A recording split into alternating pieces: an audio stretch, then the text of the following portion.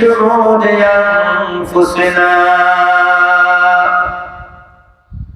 ومن سيئات أعمالنا من يهد الله فلا مضل له ومن يضلله فلا هادي له ونشهد أن لا إله إلا الله وحده لا شريك له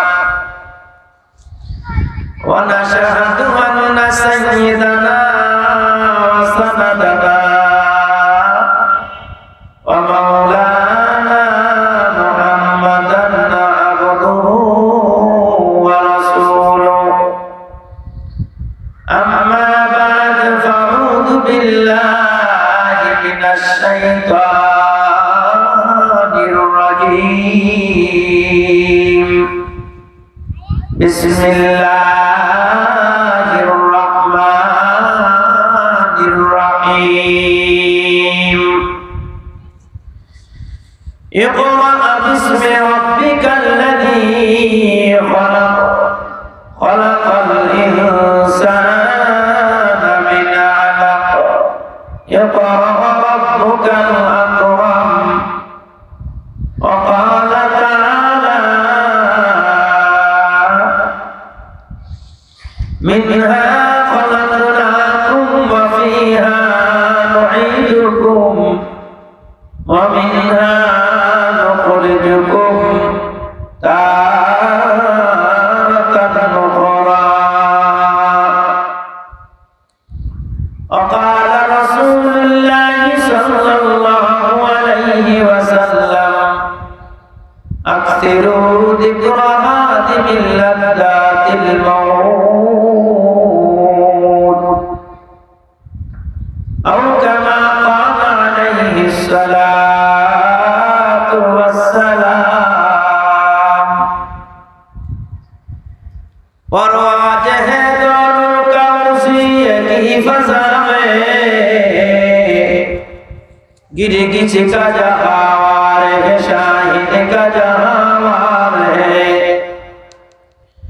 پرواز ہے دونوں کا اسی کی فضا میں گر گچ کا جہاوار ہے شاہد کا جہاوار ہے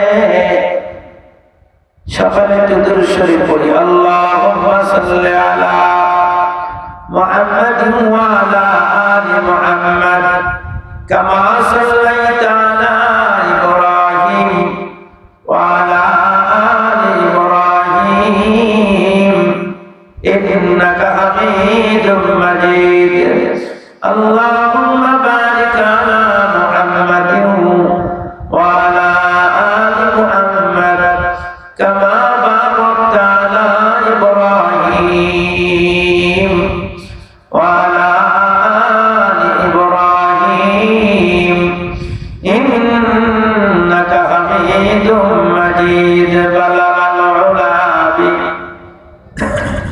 بكماله كشف الدجى بجماله حسنت جميع خصاله صلوا عليه وآله بذكر لا إله إلا الله কেউ জবান বন্ধ করে বসে থাকবো না ভাই আলহামদুলিল্লাহ জোরে বলে লা ইলাহা ইল্লাল্লাহ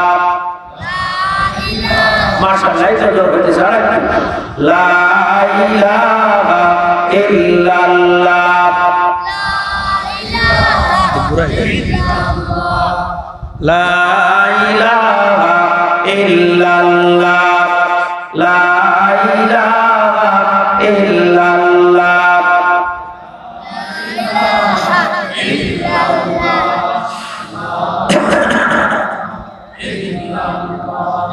আমার সোনার মদিনা আমার প্রাণের মদিনা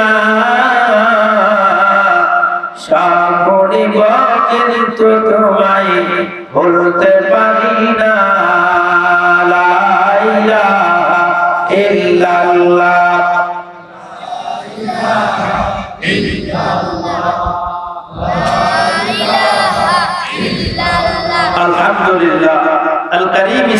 ইসলামী একাডেমি ও মাদ্রাসার উদ্যোগে আয়োজিত আজকের মাহফিলের সম্মানিত সভাপতি হযরত আল্লাহ মুফতি কামরুজ্জামান সাহেব বাদরুল আলিয়া, আলোচনা করেছেন হযরত মাওলানা মুফতি সানাউল্লাহ সাহেব, আরো আলোচনা করেছেন হযরত মাওলানা মুকদ্দাস হুসাইন সাহেব বাদরুল আলিয়া। এছাড়াও অন্যান্য উলামায়ে কেরাম উপস্থিত আছেন। যে আল্লাহ আমাদেরকে ভালোবাসে, আজকের এই হাড়ুয়াকান্দি, তাই না, হাড়ুকান্দি একাডেমি মাদ্রাসার উদ্যোগের এই মাহফিলে যে মালিক আমাদেরকে এসে বসার তৌফিক দান করেছেন, এই মালিকের দরবারে আবার শুকরিয়া আদায় করি আলহামদুলিল্লাহ। আমরা মাহফিলে আসতে পারি না, কে আমাদেরকে নিয়ে আসছে বলেন? আল্লাহ আমাদেরকে নিয়ে আসছে। আরেকটু জোরে বলেন, কে নিয়ে আসছে? আরেকটু জোরে। এতগুলো লোক, 3 জন মানুষ যদি মিছিল যে রাস্তায়, তা কত জোরে আওয়াজ হয়। আমরা আরেকটু জোরে বলি না? আল্লাহ। আল্লাহর নাম যত ডাকা যাবে তত মজা যাবে। কারণ ইবাদত আমরা করতে পারি না, কে করে? আল্লাহ করে। আমরা সিজদা দিতে পারি না, আমরা ওয়াজ করতে পারি না, আমরা ওয়াজ করতেও পারি না। আল্লাহ আমাদেরকে ওয়াজ শোনায়, ওয়াজ করায়, সিজদা দেওয়ায়, তাই আমরা এগুলো করি। তা না বলে হাজার হাজার মানুষের ভিতর থেকে আল্লাহ আমাকে আপনাকে বাছাই করে এখানে কেন বসায় রাখে? এখানে নাই কোনো টাকা, নাই কোনো তবরাক, নাই কোনো কিছু, কোনো খাবারের ব্যবস্থা নাই, খামাখা বসে আছি। কি জন্য আমরা বসে আছি? না আল্লাহ আমাদের বসায় রাখছে। আর একটু জোরে বলেন, এই বসাটা কি অনর্থ না এর অর্থ আছে? অর্থ আছে। এই জন্য মনটা বেজার করবেন না, কেউ ছোট করবেন না। খোদার কসম লাগায় বলি, গত বছর মাহফিল করে গেছিলাম এই মাদ্রাসায়, মনে আছে? আল্লাহ আবার 1 বছর ঘোরায় ঘোরায় আবার এই মাহফিলে আল্লাহ আমাদেরকে নিয়ে আসছে। এর ভিতরে অনেক মানুষ দুনিয়া থেকে চলে গেছে, ঠিক না বলে? এর ভিতরে অনেক মানুষ দুনিয়া থেকে চলে গেছে। মাইকালা তুমি একটু আওয়াজ একটু বাড়াই দিবা, ইনশাআল্লাহ তোমার জন্য দোয়া করব। এই তুমি আইসা, আমি আইসি, আমার দিয়ে তুমি চলে যাবা। কোন সময় কমাতে, কোন সময় বাড়াতে, একটু তুমি বাড়াইতে যাবা, ব্যাস তোমার জন্য প্রাণ খুলে দোয়া করবো ইনশাআল্লাহ।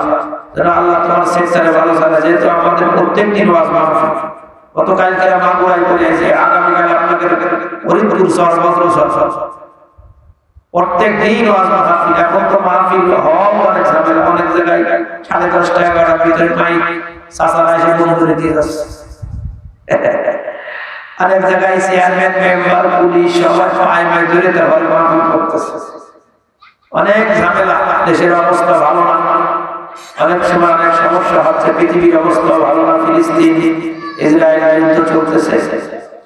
এর ভিতর দিয়ে আমার ভাই মনিরুজ্জামান ভাই মাদ্রাসার সুযোগ মোহতামি প্রতিষ্ঠাতা পরিচালক ভাইজান আপনাদের এলাকার মানুষকে কিছু কথা শোনানোর জন্য একটা দিনের মজমা কায়েম করেছে।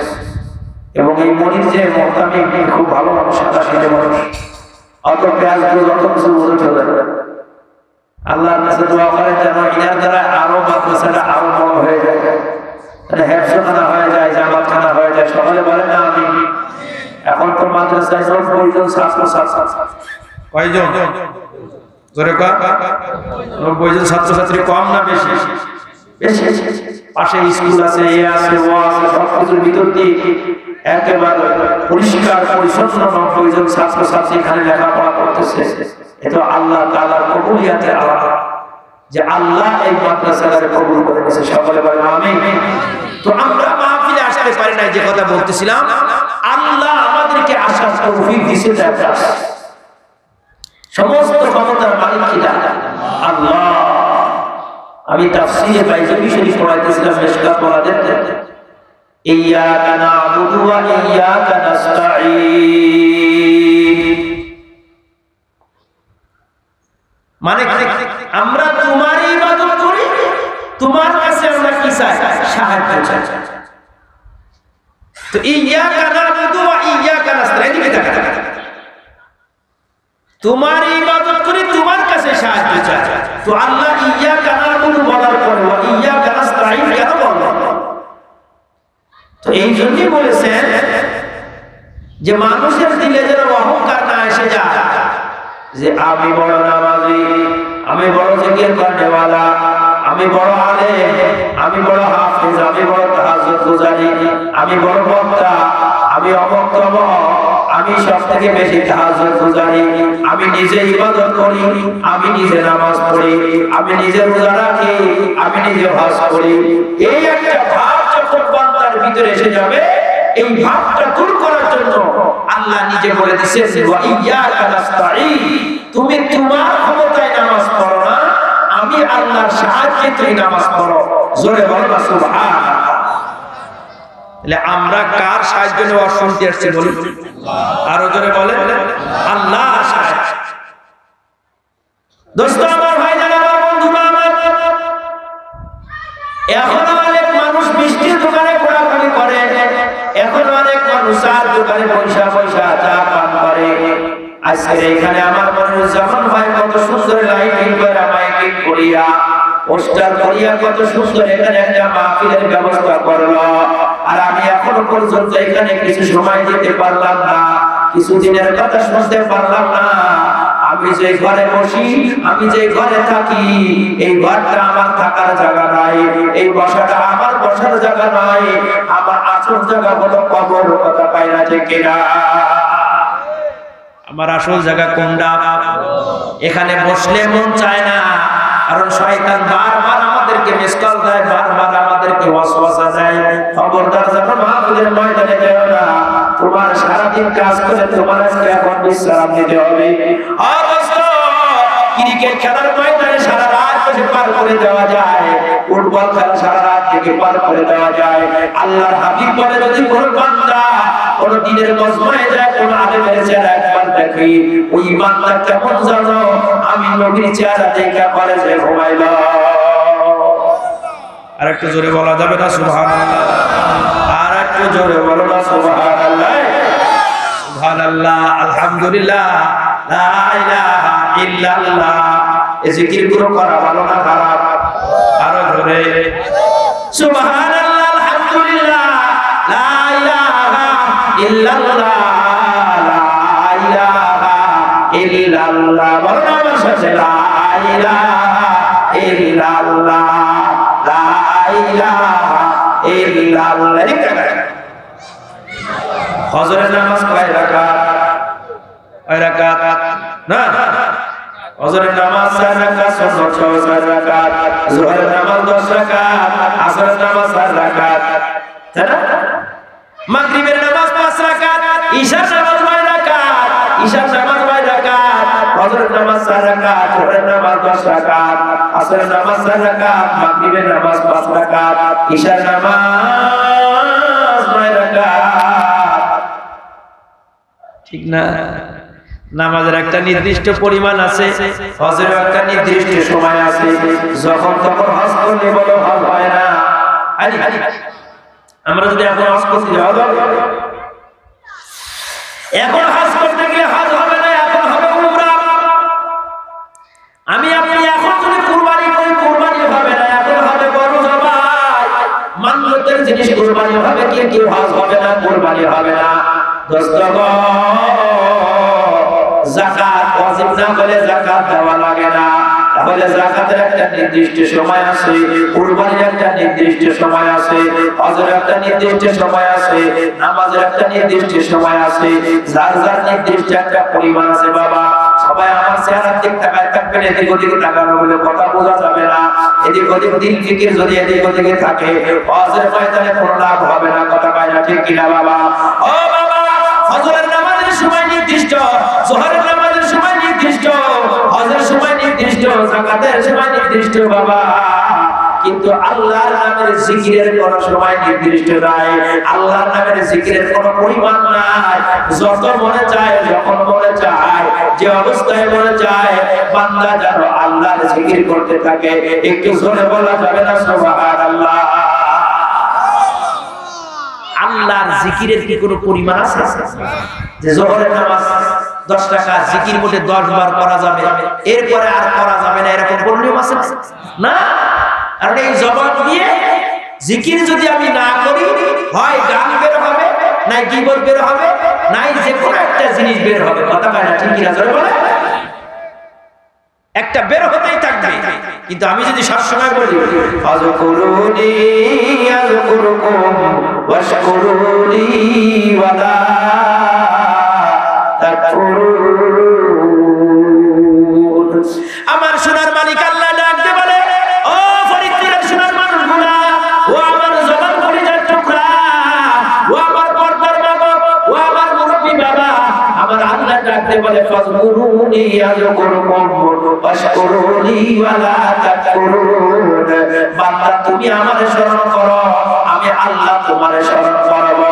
আল্লাহ তাআলা বলেন, নিজেই বলছেন, মান তাকাররাবা ইলাইহি শিবরান তাকাররাবতু ইলাইহি জিরান, যেই বান্দা আমি আল্লাহর দিকে একদিকে তাকায় আসবে, আমি আল্লাহর রহমতের দিকে এক হাত তাকায় যাবে। সুবহানাল্লাহ। আমাদের আল্লাহ কি দুর্বল না সবল? আরো জোরে বলেন, আমাদের আল্লাহ ছোট না বড়? খাওয়ানোর মালিক কিনা? জোরে বলতে হবে, জোরে বলেন, খাওয়ানোর মালিক আল্লাহ। এই দোস্ত, জবান বন্ধ করে রাখা যাবে না। খাওয়ানোর মালিক কিনা? জোরে বলো আল্লাহ। হায়াতের মালিক আল্লাহ, মৌতের মালিক আল্লাহ, ইজ্জতের ওয়ালার মালিক আল্লাহ, বেইজ্জতি করনে ওয়ালার মালিক আল্লাহ। যেই বান্দার সম্পর্ক আল্লাহর সাথে হয়ে যাবে, ওই বান্দার মরতে দেরি হবে, আল্লাহর জান্নাতে যেতে দেরি হবে না। সময় তো পার হয়ে যাবে, সময় তার বসে থাকবে না, থাকবে। বাচ্চা হারুন রশিদ এদিকে দেখা, নিজের ঘরে বসে আছে, বাহারুল মাজনুন প্রায় বাচ্চা হারুন রশিদের কাছে যাওয়া আসা করত। বাহারুল মাজনুন যে আল্লাহর পাগল, মাজনুন মানে হলো আল্লাহর পাগল। সাদা শীতে জামা গায়ে দিত, সাদা শীতে টুপি মাথায় দিত, সাধারণ মানুষের মতো চলতো। একদিন ওনার মাথার থেকে একটা রুমাল হারাই গেছে। তো দোস্ত কয়, দোস্ত রুমালটা তলাশ করে আসে। ওই রুমাল তলাশ করার জন্য আমি যাচ্ছি বারবার। উনি যে গোরস্থানে বসে রয়েছে, কোন জায়গায়? গোরস্থানে বসে রয়েছে। আপনাদের কষ্ট হচ্ছে না? এই কষ্ট হয়। উনি যে গোরস্থানে বসে রয়েছে, আর একজন জিজ্ঞেস করতেছে, এই রুমাল হারায় গেছে, তলাশ করো না, গোরস্থানে বসে রয়েছে কি জন্য? আমি জানি। উনি বলে, আমি জানি যে রুমাল যে নিয়ে গেছে সেই গোরস্থানে একদিন আসবে। কি কয়? রুমাল যে নিয়ে গেছে সেই গোরস্থানে একদিন তার কি করা লাগবে? আশা লাগবে। বাহারুল মাজনুন বাচ্চা হারুন রশিদ বলে, বাচ্চা চলেন আমার বাড়ি একদিন, চলেন না একটু জায়গায় খাইয়ে এসে, একটু পানি পান করে এসে, চলেন, আপনি বড় মানুষ, আপনাদের এই এলাকার ভিতরে সবথেকে বড় হুজুর হযরত মাওলানা কারি মনিরুজ্জামান সাহেব এই মাদ্রাসার মুতালিম, উনি যদি আপনার বাড়ি যায় একদিন একটু পানি পান করে আসে, বা আপনার বাড়ি যায় একটু দেখা সাক্ষাৎ করে আসে, তো আপনার মনটা ভালো লাগবে না যে মনির হুজুর আমার বাড়ি এসে? তো বাহারুল মাজনুন চিন্তা হলো যে বাচ্চার আমি বারবার দাওয়াত দিই, বাচ্চা কোনোদিন আমার বাড়ি আসে না, কি করে বাচ্চারা দাওয়াত দেওয়া? উনি 5 কেজি বরফ মাথায় উঠাইছে, একটা ঝুড়ির ভিতরে 5 কেজি বরফ উঠেছে। ভাই কি জোরে বলে? 5 কেজি বরফ মাথায় উঠাইছে। উঠায় দেখেন না গ্রামগঞ্জে যারা মালাই বিক্রয় করে তারা একটা হ্যান্ড মাইক নেয়, কি নেয়? হ্যান্ড মাইক নেয়। মালাই মালাই মালাই, চটপটি চটপটি চটপটি, বাদাম বাদাম বিক্রয় হবে, বলে কি বলে? বাহারুল মাজনুন 5 কেজি বরফ মাথায় উঠাইছে, ঝুড়ি করিয়া 5 কেজি বরফ মাথায় উঠাইয়া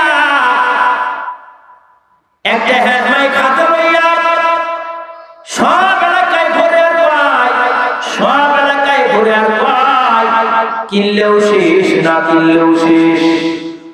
কি কয় জোরে কোন? কিনলেও শেষ, না কিনলেও শেষ। এমন জিনিস বিক্রি করাই চলে আসছি, কিনলেও শেষ, না কিনলেও শেষ। বাচ্চা হারুন রশিদের ঘরে যায় যায় কয়, বাচ্চা এই যে জিনিস নিয়ে আসছে, কিনলেও শেষ, না কিনলেও শেষ। বাচ্চা হারুন রশিদ ঘর থেকে নিচে নামছে, দেখে বাহারুল মাজনুন কি নিয়ে আসছে, যেই টাকা নিয়ে ক্রয় করার জন্য গেছে, যায় দেখে খালি ঝুড়ি মাথায়, কিন্তু বড় ঘরের ভিতরে নাই। ভাই তোমার সে সম্পদ আর মাল কই? ভাই বাচ্চা আনতে আনতে ফুরায় গেছে। ভাই আপনার কাছে তো আমি বিক্রি করার জন্য আসি নাই, আপনার কাছে আসছি একটু নসিহত করার জন্য। ভাই কি নসিহত করবা? ভাই কিনলেও শেষ, না কিনলেও শেষ।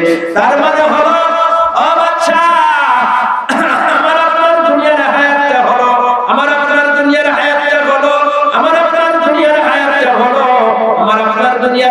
হায়াতটা হলো আমার আপনার দুনিয়ার হায়াতটা হলো কিনলেও শেষ না কিনলেও শেষ, ওয়াজ শুনলেও হায়াত শেষ হবে, ওয়াজ না শুনলেও হায়াত শেষ হবে, নামাজ পড়লেও হায়াত শেষ, নামাজ না পড়লেও হায়াত শেষ, পর্দার মা বুরকা পড়লেও হায়াত শেষ, বুরকা না পড়লেও হায়াত শেষ, ওয়াজ করলেও হায়াত শেষ হবে, ওয়াজ না করলেও হায়াত শেষ হবে, যাকাত দিলেও হায়াত শেষ, যাকাত না দিলেও হায়াত শেষ, চার দোকানে বসে থাকলেও হায়াত শেষ, মসজিদে বসে থাকলেও হায়াত শেষ। সোনার মানুষগুলো আমার, যত আমি আপনি আল্লাহরে ডাকতে পারবো, যত আমি আপনি জিকির করতে পারবো, ও আমার মুরব্বি বাবা, ও আমার জবান কলিজার টুকরা, আমি মহিবুল্লাহ পায়ে হাত ধরে বলে যাই, এ দুনিয়া থাকার জায়গা না, ইউ তো দুনিয়াতে যেতে হবে, কিস কদর সে রৌনকি কবর মে যাতে हैं दुनिया की हकीकत भूल गई।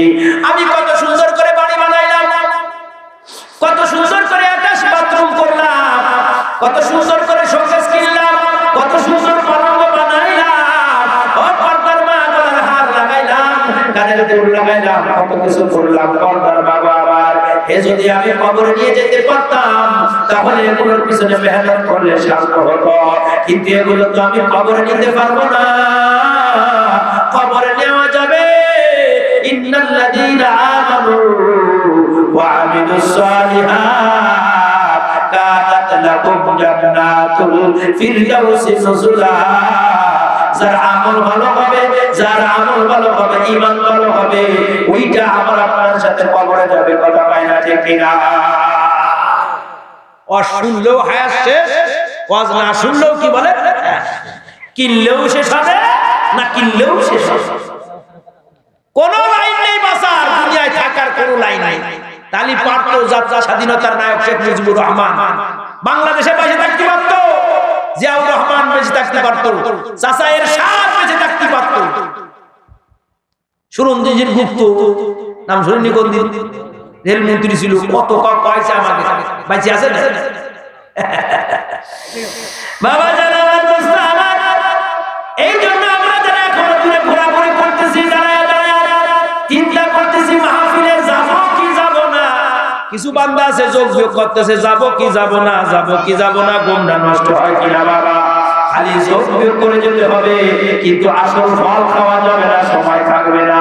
অথচ রুটি হলো একটা, ভাই হলো দুইজন, রুটি কয়টা, ভাই কয়জন, ভাগ করবে, দুই ভাই গন্ডগোল করে, কয় আমি ভাগ করে দেবো, আমি ভাগ করে দেব, ওরে গাছতে বানর নামছে নাইমে কয় তোদের গন্ডগোলের কোনো দরকার নাই, রুটিটা আমার কাছে দে, আমি ভাগ করে দিচ্ছি। কি নাম? আমার কথা একটু বোঝার চেষ্টা করো বাবা, আমি এত কোনো বড় বক্তা নয়, সোনার মানুষগুলা। আল্লাহু আকবার, রুটি একটা দুই ভাই ভাগ করতে পারে না, গাছের উপর থেকে বানর নামছে নাইমে কয় রুটি আমার কাছে দাও, আমি তোমাদের দুই ভাইয়ে ভাগ করে দিই। গাছ থেকে বানর নামিয়া স্বর্ণমাপা দাঁড়িয়ে নেব, কি মাপা? স্বর্ণমাপা দাঁড়িয়ে নেব, রুটি দুই টুকরো করিয়া এ পাশে যায় ও পাশে যায়, যেই কম হয়ে যায় ভাই রাগ করিস না, আমি কামড় দিয়ে তোর ছোট বানাই দিচ্ছি, এ পাশে আরেক কামড় দেয় আবার ছোট হয়ে যায়, ও পাশে আরেক কামড় দেয় আবার ছোট হয়ে যায়, শুধু কামড়াইতে কামড়াইতে রুটি ঠিক হয়ে গেছে, রুটি শেষ হয়ে গেছে, কিন্তু দাড়ি পাল্লা সোজা হয় নাই। বাবা তোমার আমার হায়াত হলো ছেলের জন্য, মেয়ের জন্য দাড়ি পাল্লা ঠিক করতে করতে, রুটি ঠিক করতে করতে ও দাড়ি পাল্লার করলে থেকে যাবে, ঘর থেকে যাবে, কিন্তু আমি আপনি আখিরাত কামাই করতে পারবো না, কথা পায় না ঠিক কিনা? খালি কামড়াতি কামড়াতি চলে যাব, দাড়িতে মাপার সময় হবে না। ছেলে ঢাকার বিশ্ববিদ্যালয়ে পড়ে, এদিকে তাকান, ছেলে ঢাকার বিশ্ববিদ্যালয়ে পড়ে বাড়ি আসছে, বাবা পুকুরে গেছে, মাঠের ভিতরে পুকুর আছে, জাল নিয়ে মাছ মারার জন্য গেছে। ছেলে কয় আব্বা আমি একটু তোমার সাথে যাবো মাছ মারার জন্য, তুমি একটু মাছ মারবা, আমি একটু দাঁড়ায় দাঁড়ায় থাকবো।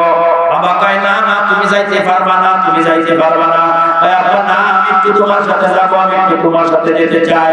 আল্লাহু আকবার, বাপ বেটা দুইজন মাছ মারার জন্য গেছে, বাপে কোনো যোগ বিয়োগ অঙ্ক কিছুই জানে না, ছেলে বড় যোগ বিয়োগ ভাগ সব কিছু জানে। মাছ একটা পাইছে, খালই কিনা গেছে, আর কোনো মাছ পায় না, আর কোনো মাছ পায় না, একটা মাছ মাছই পাইছে মোটে, আর কোন মাছ পায় না, যত জাল খাবায় কোন মাছ পায় না। ছেলেকে আব্বা বাড়ি চলো, কয় না আমি আরো দুটো মাছের দরকার, সংসারে তিনজন মানুষ একটা মাছ নেকি করে হবে। কয় আব্বা আমি ভালো করে অঙ্ক জানি, আমি তিনটে মাছ বানাই দিতে পারি। কয়টা মাছ? আমি ভালো করে অঙ্ক জানি, আমি বিশ্ববিদ্যালয় করে। কই তুই কি এর তিনটে মাছ বানাই দিবি? কই আব্বা, আব্বারে ওই জমিনে ফেলে অঙ্ক শিখাচ্ছে। আব্বা লেখেন এক, কি লেখাইছে আব্বা? এক। কই আব্বা নিচে এসে দাগ দেন। কই আব্বা লেখেন দুই। কত লেখাইছে? কই আব্বা এক আর দুই কত হয়? কই এক আর দুই তিন হয়। কই আব্বা তাহলে তো মাছ তিনটে হয়ে গেছে, বাড়ি চলেন। কি শিখাচ্ছে? যোগ শিখাচ্ছে। আব্বা মাছ তিনটে হয়ে গেছে, বাড়ি চলেন। বাবা কয় আব্বা কয় মাছ তিনটে হয়েছে, তোর খাতা কলমে যোগ ফল কই? তোর খাতা কলমে তিনটে হয়েছে, কিন্তু খালইতে হাত দিয়ে দেখি যে মাছ একটা দেখা যায়। কয় আব্বা আমার যোগ ফল তো ভুল হতে পারে না, আমি তো বিশ্ববিদ্যালয় পড়ি। আব্বা তুমি বাড়ি চলো। কয় বাড়ি আমি যাচ্ছি, বাড়ি শর্ত একটা, ওই খাদর মাছটা আমি খাবো, আর যোগ ফল যে দুটো হয়েছে ওই খাতা কলমের ওই দুটো তুই আর তোর মা খাবি, তাহলে বাড়ি যেতে পারি। কয় আব্বা এই যোগ ফল তো খাওয়া যায় না, এ তো শুধু খাতা কলমে থাকে, ঠিক কিনা জোরে বল। ও আমার দোস্ত, আমার সোনার মানুষগুলা, কত অঙ্ক কষাকষি। এই বছর ব্যবসায় 5 লাখ টাকা হবে, গত বছর 5 লাখ টাকা হইল, এবছর মাছ চাষ করব, ঘেরে এত ব্যবসা হবে, ধান কিনবো এত ব্যবসা হবে, এত কিছু করব, কিন্তু আমার আল্লাহ তো নকশা করে রাখেছে, তুমি সদর হাসপাতালের সামনে যাবা, মোটরসাইকেলে চলে তুমি পড়বা, তোমার যোগ ফল সব শেষ হয়ে যাবে। কথা বাইরা ঠিক কিনা? আসল যোগ করে রাখেছে কিনা বলে? আর একটু জোরে বলতে হবে, কে? আল্লাহ। আমাদের হায়াত বেশি নাই। ইদা জা আজালুহুম লা ইস্তাখিরুনা সাআতাও ওয়ালা ইস্তাকদিমুন।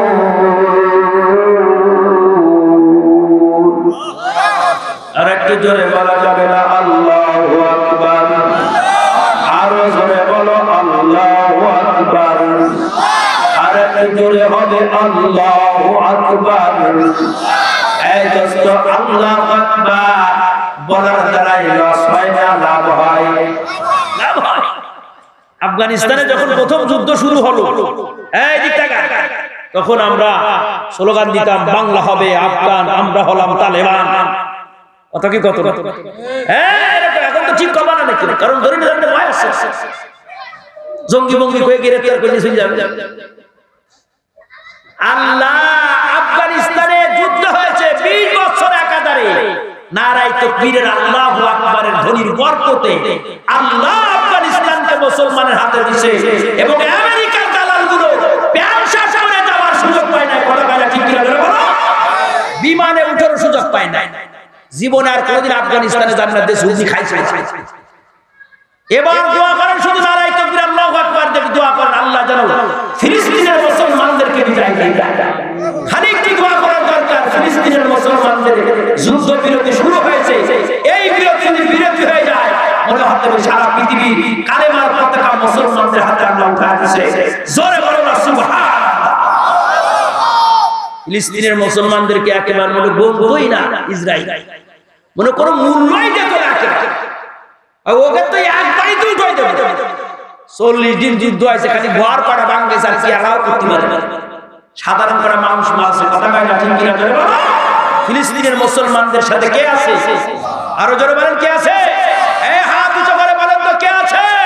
আল্লাহ আছে ফিলিস্তিনের মুসলমানের সাথে। মনটা ছোট করো কেন? মনটা এত ছোট কেন?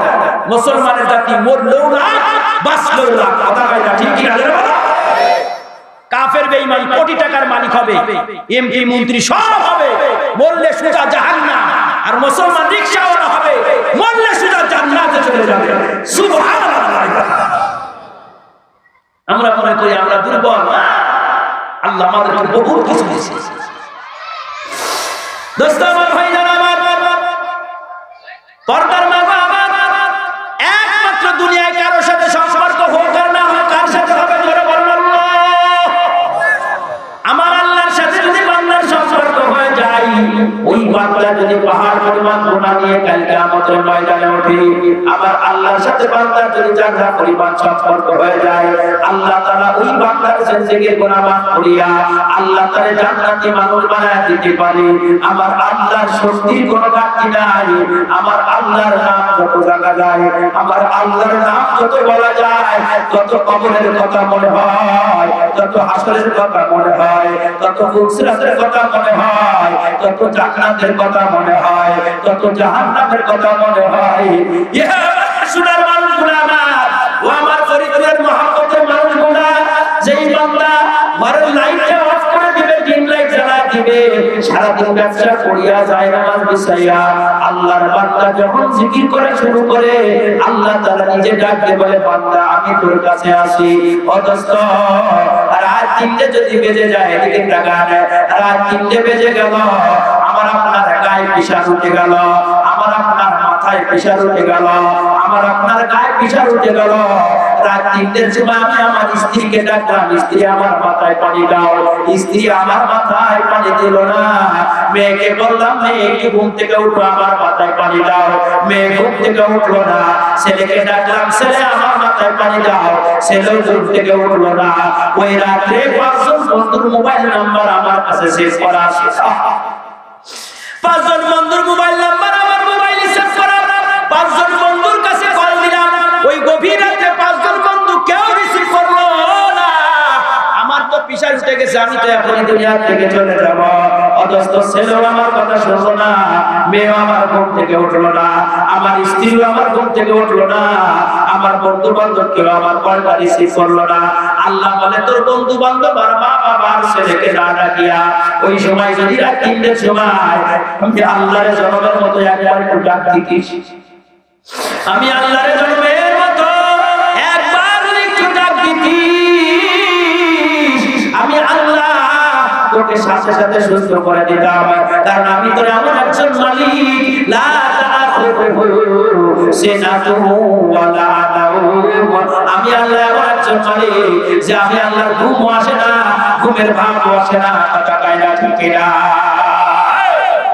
আমাদের আল্লাহ মজার আল্লাহ কিনা, কথা কয় না? মজা তো আমরা পাইতেছি না, মজা আমরা পাবো কি করে? মজা আমরা ডারবিগির মধ্যে পেয়ে গেছি, মজা আমরা সুদে টাকার মধ্যে পেয়ে গেছি, মজা আমরা সিনার মধ্যে পেয়ে গেলাম, মজা আমরা টাকা ছবির মধ্যে পেয়ে গেছি। অসনার মানুষগুলো না না না, কোন সময় আমার মৌত হবে, কোন জায়গায় আমার মৌত হবে, একমাত্র কে জানে? বলো আল্লাহ। 4 ইমামের এক ইমাম, ইমাম মালিক রাহমাতুল্লাহি আলাইহি দিকে তাকান। ইমাম মালিক রাহমাতুল্লাহ আলাইহির জন্মস্থান। কষ্ট আছে আপনাদের? একটু কষ্ট নিয়ে না, একটু শুনি আমার মালিকের পরিচয় দিচ্ছি। কার পরিচয় দিচ্ছি বলে? আমার আল্লাহর পরিচয় দিই। দাড়ি চুলগুলো পেকে গেল, হায়াত শেষ হয়ে গেল। যেই ঘর করলাম, ঘরের প্লাস্টার খুঁজে পড়া শুরু হয়ে গেছে, কিন্তু আমি আমার মালিককে চিনি, আমার আল্লাহকে চিনি। লজ্জা লাগে আল্লাহর নাম নিতে। জিকির করে সরকার পাগলা, জিকির করে না তবলিগ করে না, কয় ওরে দাও পাগল হয়ে গেছে। আগো জিকির করবে, কার জিকির করবে, কারে ডাকতেছে? আরো জোরে বলো আল্লাহ আল্লাহু আল্লাহ আল্লাহ আল্লাহ। ইসে শিরিন আস্ত নাম, বলো আল্লাহ আল্লাহ। ইসে শিরিন আস্ত নাম, শির শস্ত্র মিশাওয়াজ জান তামাম। আমার ফরিদপুরের সোনার মানুষগুলো আমার, যদি কোন বান্দা আল্লাহকে ডাকতে পারে, আল্লাহর সাথে সম্পর্ক করতে পারে, আল্লাহ তার দুনিয়াও কামিয়াবি দিয়ে দেবে, আখিরাতেও আল্লাহ কামিয়াবি দিয়ে দিবে। ইমাম মালিক রাহমাতুল্লাহি আলাইহি তার জন্মস্থান হলো মক্কায়। ইমাম মালিক রাহমাতুল্লাহি আলাইহি থাকতেন মদিনায়। আল্লাহর নবীর কবর জিয়ারত করতেন, আল্লাহর নবীর কাছে বৈশা বৈশা হাদিস পড়তেন, আল্লাহর নবীর সামনে দাঁড়ায় দাঁড়ায় নামাজ পড়তেন, আল্লাহর নবীর বেশি বেশি করে সালাম দিতেন। আল্লাহর নবীর কবর ছাড়া ইমাম মালিক কোথাও যাইতে চাইতেন না। একটু জোরে বলা যাবে না সুবহানাল্লাহ? আল্লাহর নবীর কবর দেখার নিয়ত আছে কার কার? এক হাত দেখালে হবে না, এক হাত দেখালে হবে না, 2 হাত। এরকম জোরে বলো নারায়ে তাকবীর। আপনামান আপনামান। দুনিয়ায় যত কবর আছে সব থেকে দামি কবর কোনটা? আমার নবীর কবর। আফলা কো জমিন লৌহ কলম চাঁদ সে সারি, হর চीज में है नूर मोहम्मद की नजरे। अफला को जमीन लौह कलम चांद से तारे, हर चीज में है नूर मोहम्मद के नजरे গাছের দিকে তাকাইলে নবী দেখা যায় জমিনের দিকে তাকাইলে নবী দেখা যায় আকাশের দিকে তাকাইলে নবী দেখা যায় বাতাসের দিকে তাকাইলে নবী দেখা যায় ইমাম মালিক রাহমাতুল্লাহি আলাইহি জন্মস্থান মক্কায় থাকতেন বেশি মদিনায়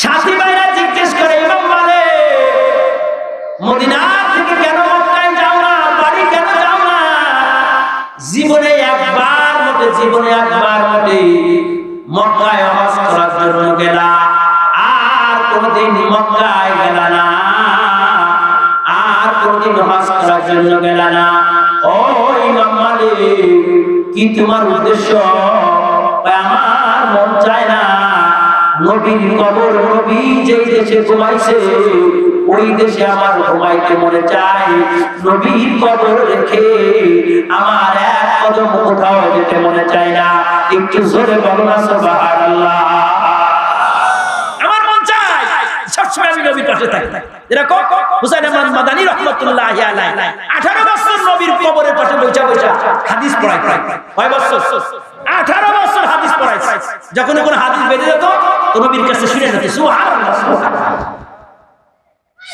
দোস্ত আমার বলবো কারে শুনবে কিনা বলবো কারে শুনবে কিনা আমল করবে কে খানা খাই ঘরে দস্তুর খান নাই নামাজ পড়ি মেসওয়াক নাই নামাজ পড়ি মাথায় টুপি নাই বাথরুমে যাই বাম পাতে যাই না ডান পাতে ঢুকি বাবা বাথরুমে যাই ওযু করি না পানি পান করি বাম হাত দিয়ে পান করে আল্লাহর নবীর সুন্নাত নাই খানা খাই দোয়া নাই বাথরুমে যাই মাথায় টুপি নাই মসজিদে ঢুকি নবীজির পাঁচটা সুন্নাত আমরা আমল করতে পারি না নবীজির সুন্নাতের জিন্দেগি আমল করতে পারি না ইমাম মালিক রাহমাতুল্লাহি আলাইহি আল্লাহর বান্দা রাতে ঘুমায় গেল স্বপ্নের ভিতরে চাল ধরে মদিনা সরোবরে কায়নাত মুহাম্মদুর রাসূলুল্লাহ সাল্লাল্লাহু আলাইহি ওয়াসাল্লাম স্বপ্নের ভিতরে ইমাম মালিককে ডাক দেয় ইমাম মালিক তোমার বাড়ি মক্কায় তুমি মক্কায় যাও না কেন তুমি মদিনায় থাকো কারণটা কি তোমার মদিনায় থাকতে কি ভালো লাগে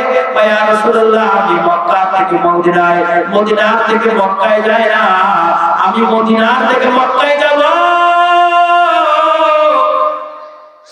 নবী রে আমি আপনার কাছে দুটো জিনিস জিজ্ঞাসা করি ও নবী আপনি বলেন তো আমি আর কতদিন বাঁচব দুই নম্বর প্রশ্ন হলো আমার মওত কোন জায়গায় হবে আমার মওত মক্কায় হবে না মদিনায় হবে এই দুটো জিনিস যদি আপনি বলতে পারেন তাহলে আমি মদিনা থেকে মক্কায় যাব বাবা স্বপ্নের ভিতরে আল্লাহর নবীর কাছে ইমাম মালিক রাহমাতুল্লাহ আলাইহি কয়টা জিনিস জিজ্ঞেস করছে জোরে বলেন কয়টা জিনিস জিজ্ঞেস করছে এক নম্বর আমি কতদিন বাঁচব দুই নম্বর আমার মওত কোন জায়গায় হবে আল্লাহর নবী স্বপ্নের ভিতরে ইমাম মালিক রাহমাতুল্লাহ আলাইহি পাঁচটা আঙ্গুল দেখা দিয়েছে কয়টা আঙ্গুল ধরে বলো পাঁচটা আঙ্গুল আল্লাহ দেখা দিয়েছে আল্লাহর নবী দেখায় দেওয়ার সাথে ফজরের আযান হয়ে গেছে ইমাম মালিক আর নবীর কাছ থেকে পাঁচটা আঙ্গুলের ব্যাখ্যা শুনতে পারি নাই সকাল বেলায় ঘুম থেকে উঠে গেল ও আমার ফরিদপুরের সোনার মানুষগুলা ও হাড়ুয়াকান্দির সোনার মানুষগুলা ও আমার মনিরুজ্জামান ভাইয়ের এলাকার মানুষগুলা ও আমার পর্দার মগজ ও আমার জবান বলিদার টুকরা কার কোন জায়গায় মওত হয় কে কয়দিন বাঁচবে দুনিয়ার কোনো মানুষ জানে না সকাল বেলা ইমাম মালিক রাহমাতুল্লাহ আলাইহি ঘুম থেকে উঠিয়া অমর অবস্থায় আল্লাহু আকবার নিজের খাদেমকে ডাক দিয়ে কয় ও খাদেম আমি রাতে ঘুমের ভিতরে আমার নবী মুহাম্মদুর রাসূলুল্লাহকে আমি স্বপ্ন দেখেছি একটু জোরে বলো না সুবহানাল্লাহ নবীর স্বপ্ন দেখা ভালো না খারাপ কিরা কিরা নবীর স্বপ্ন দেখতে চান আল্লাহু আকবার আরে জীবনে একবার তো দেখো যারা দেখেছি তারা বারবার দেখতে হবে যারা নবীজিরে আমরা দেখছি না যারা দেখছি তারা বারবার দেখতে হবে আমার উস্তাদ মাসলা মাদ্রাসার মৌলভী ইরশাদ সাহেব আমাদেরকে বলতেন কিলা যায় পাগল কি টুপি মাথায় দিস আমি দেখছি আমার নবীকে এই টুপি মাথায় দিস সুবহানাল্লাহ আমরা তো রাতে ঘুমের ঘরে স্বপ্ন দেখি আপাসি মোটরসাইকেল কি মোটরসাইকেল এবারে মোটরসাইকেল স্বপ্ন দেখি বড় বড় ঘের স্বপ্ন দেখি তিনতলা বাড়ি স্বপ্ন দেখি সকিনার তাসলিমার শর্ত দেখি ওযু করে যদি 40 দিন ঘুমান যায় কয়দিন ওযু করে ঘুমাতে হবে 40 দিন যদি কেউ ওযু করে ঘুমায় ডান চলের নিচে হাতটা দিয়ে 40 দিন যদি কোনো বান্দা ওযু করে ঘুমাইতে পারে আর একটা দোয়া সেই দোয়াটা করতে হবে যিনি লাগান রেকর্ডিং করে লেখেন আল্লাহুম্মা সাল্লি আলা রূহি সাইয়্যিদিনা মুহাম্মাদিন সাল্লাল্লাহু আলাইহি ওয়াসাল্লাম ফিল আরওয়া ওয়া আলা জাসাদি মুহাম্মাদিন সাল্লাল্লাহু আলাইহি ওয়াসাল্লাম ফিল আজসাদ ওয়া আলা কবরি মুহাম্মাদিন সাল্লাল্লাহু আলাইহি ওয়াসাল্লাম ফিল কবর এই দোয়াটা ওযু করে ডান দিকে হাত দিয়া সুন্দর করে ঘুমাইলা 40 দিন ঘুমানোর পরে আল্লাহর নবীর একদিন স্বপ্ন দেখা দিতে পারে ও দোস্ত এই জীবনে কত কষ্ট না করলাম ঘুমাইবার আগে এই আমলটা যদি একবার একটু করা যায় জীবনে একবার যদি তাকবীরের সাথে 40 দিন নামাজ পড়া যায় ওই শরীর জীবনে কোনোদিন জাহান্নামে যাবে না কথা কয় না ঠিক কিনা জীবনে একবার 40 দিন তাকবীরের সাথে নামাজ পড়তে হবে কয়বার একবার করেন আপনার কাছে আমি দুইবার চাচ্ছি না আজকের মাহফিলে শ্রোতা আছে একবার জীবনে কিছু না হোক বাড়ি ঘর সব বিসর্জন দিতে হবে প্রয়োজনে একবার 40 দিন নামাজ পড়তে হবে তাকবীরের সাথে আল্লাহর হাবিব বলে ইমাম সাহেব যখন তাকবীর বলবে তুমিও তাকবীর বলবা বলে নামাজ পড়বা সাথে সাথে লাহু বারাতুন তার দুটো মুক্তি আছে মুনাফিকের খাতাতে নাম কেটে যাবে জাহান্নামের খাতাতে নাম কেটে যাবে জান্নাত দিবে আল্লাহ সুবহানাল্লাহ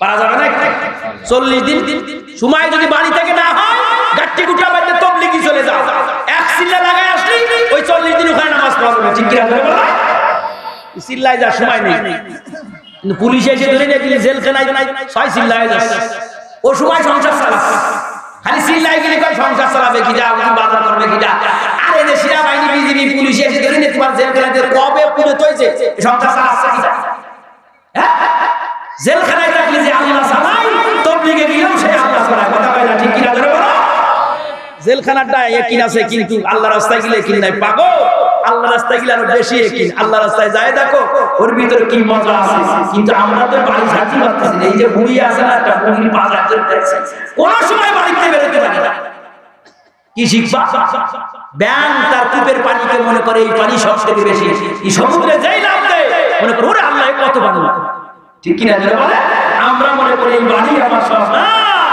এক বছর তবলিগে সময় লাগাইছেন আল্লাহর কাছে নিয়েছিল আল্লাহ আমার আলেম বানায় আমি কোনো ঠুয়োটা তবলিগে সময় লাগাবো না পুরো একটা বছর তবলিগে সময় লাগাইছি লাগানোর পরে চিন্তা করেছি আরে এই দাওয়াত তবলিগের কাজ প্রত্যেকটা ঘরে ঘরে হওয়া দরকার কথা বলেন ঠিক কিনা জোরে বলো খালি খাওয়া আমরা কি উদ্দেশ্য আল্লাহ আমাদের কি জন্য বানাইছে আল্লাহ আমাদের বানাইছে একটা আবাসী মোটরসাইকেল কিনতে হবে একটা ছাদের বাড়ি দিতে হবে একটা মহিলা বিয়ে করতে হবে একটা ছেলে হবে একটা মেয়ে হবে এই জন্য আল্লাহ আমাদের দুনিয়ায় বানাইছে কি না মাথা জালে হবে না আমরা করতেছি তো অথচ আল্লাহ নিজে বলে ওয়া খালাকাতুল জিন্না ওয়াল ইনসা ইল্লা লিয়াবুদুন আমি মানুষদেরকে সৃষ্টি করেছি ছাদের বাড়ি বানানোর জন্য নয় আমি মানুষদেরকে সৃষ্টি করেছি দস্তয়া মোটরসাইকেল কেনার জন্য নয় আমি মানুষদেরকে সৃষ্টি করেছি দুনিয়ার কামাই করার জন্য নয় আমাদের আদি পিতা আদম আলাইহিস সালাম যখন দুনিয়া আসলেন তার মাও নাই বাবাও নাই মাও নাই বাবাও নাই মা ছাড়া বাবা ছাড়া আদম আলাইহিস সালামকে দুনিয়ায় যখন আল্লাহ বানায় দিয়েছিলেন এই দোস্ত আদম আলাইহিস সালাম দুনিয়া আসিয়া আগে নিজের থাকার জায়গা বানায় নাই আদম আলাইহিস সালাম আগে দুনিয়া আসিয়া আল্লাহর ঘর মসজিদ বানাইছে আল্লাহর ঘর মসজিদ বানাইছে আগে নিজের বাড়ি বানায় নাই আগে খানায় কাবা বানাইছে এরপর ঈসা আলাইহিস সালাম বানায় এরপর নূহ আলাইহিস সালাম বানায় এরপর ইব্রাহিম আলাইহিস সালাম বানায় এরপর সুলাইমান আলাইহিস সালাম বানায় কথা বলেন না কেন ঠিক কি না বাবা আমাদের আব্বা আদম আলাইহিস সালাম দুনিয়া আসিয়া আগে থাকার জায়গা বানায় না আগে আল্লাহর ঘর বানাইছে সোনার মানুষগুলো আবার যে কথা বলতেছিলাম ইমাম মালিক রাহমাতুল্লাহি আলাইহি আল্লাহর নবীর শব্দের ভিতরে বলে ইয়া রাসূলুল্লাহ ইয়া হাবিবাল্লাহ আমি কতদিন বাঁচবো আর কোন জায়গায় মওত হবে এই দুটো জিনিস জিনিস আপনি যদি আমার জানাই দিতে পারেন তাহলে আমি মদিনা থেকে মক্কায় যেতে রাজি আছি। আল্লাহর নবী স্বপ্নের ভিতরে 5টা আঙ্গুল দেখা যায়, ঘুম ভেঙে যায়, সকালবেলায় নিজের খাদেমকে ডাক দিয়ে কয়, এ খাদেম, আল্লাহর নবী আমার রাতে স্বপ্নের ভিতরে 5টা আঙ্গুল দেখা দিয়েছে, এই 5টা আঙ্গুলের ব্যাখ্যায় মদিনায় কে জানে? খাদেম ডাক দিয়ে কয়, এই মদিনায় সব থেকে স্বপ্নের ব্যাখ্যা ইবনে সিরিন রাহমাতুল্লাহ আলাইহি ভালো জানে, আর দুনিয়ার কেউ জানে না। স্বপ্নের ব্যাখ্যা ওই জামানায় ওই সময় ইবনে সিরিন রাহমাতুল্লাহ আলাইহি ভালো জানতো। আমরা তো স্বপ্নের ব্যাখ্যা আমরা নিজেরা করা শুরু করি। এই বাপ মারা গেছে, মা মারা গেছে, 30 দিন পরে স্বপ্ন দেখেছে আব্বা আর মা ঝুড়িয়ার কুদাল নিয়ে কাছে কাছে আগে আসতেছে। সকালবেলায় চা দোকানে যে কয়, ও দোস্ত স্বপ্ন দেখলাম আব্বা আর মা ঝুড়িয়ার কুদাল নিয়ে আমার কাছে আগে আসতেছে, কি ব্যাপার? চা দোকানদার স্বপ্নের ব্যাখ্যা করে দিয়েছে, তার মানে হলো তোমার আব্বারা যারা মাটি দিছিল ঝুড়িয়ার কুদাল নিয়ে, এদের একটা গরু জবাই করে গোশত কিনে এদের একটু খাওয়াতে হবে, তা না হলে তোমার আব্বা কবরের ভিতরে বেশি ভালো অবস্থায় নেই। কি তাই আছে? ওই যে 40 দিন পরে একটা খানা দিতে হবে, 40 দিন পরে একটা খানা দিতে হবে বাবা। না না না, বাপ মা মারা গেলে 40 দিন পরে খানার কোনো সিস্টেম নাই, 30 দিন পরে খাবার কোনো সিস্টেম নাই। ও সোনার মানুষগুলো আমার, বাপ মারা গেছে ক্যাডেট মাদ্রাসা একটা ঘর করে দাও, বাপের নামে একটা মাদ্রাসা বানায় দাও, বাপের নামে মসজিদ চাই দিয়ে দাও, পাশে বড় মাদ্রাসা আছে মেশকাত পর্যন্ত মাদ্রাসা, দাদা পর্যন্ত মাদ্রাসা, 5 সেট কিতাব কিনে দাও। যতদিন কিতাব থাকবে মাদ্রাসা থাকবে, ততদিন বাপের কবরে সব পৌঁছাইতে থাকবে।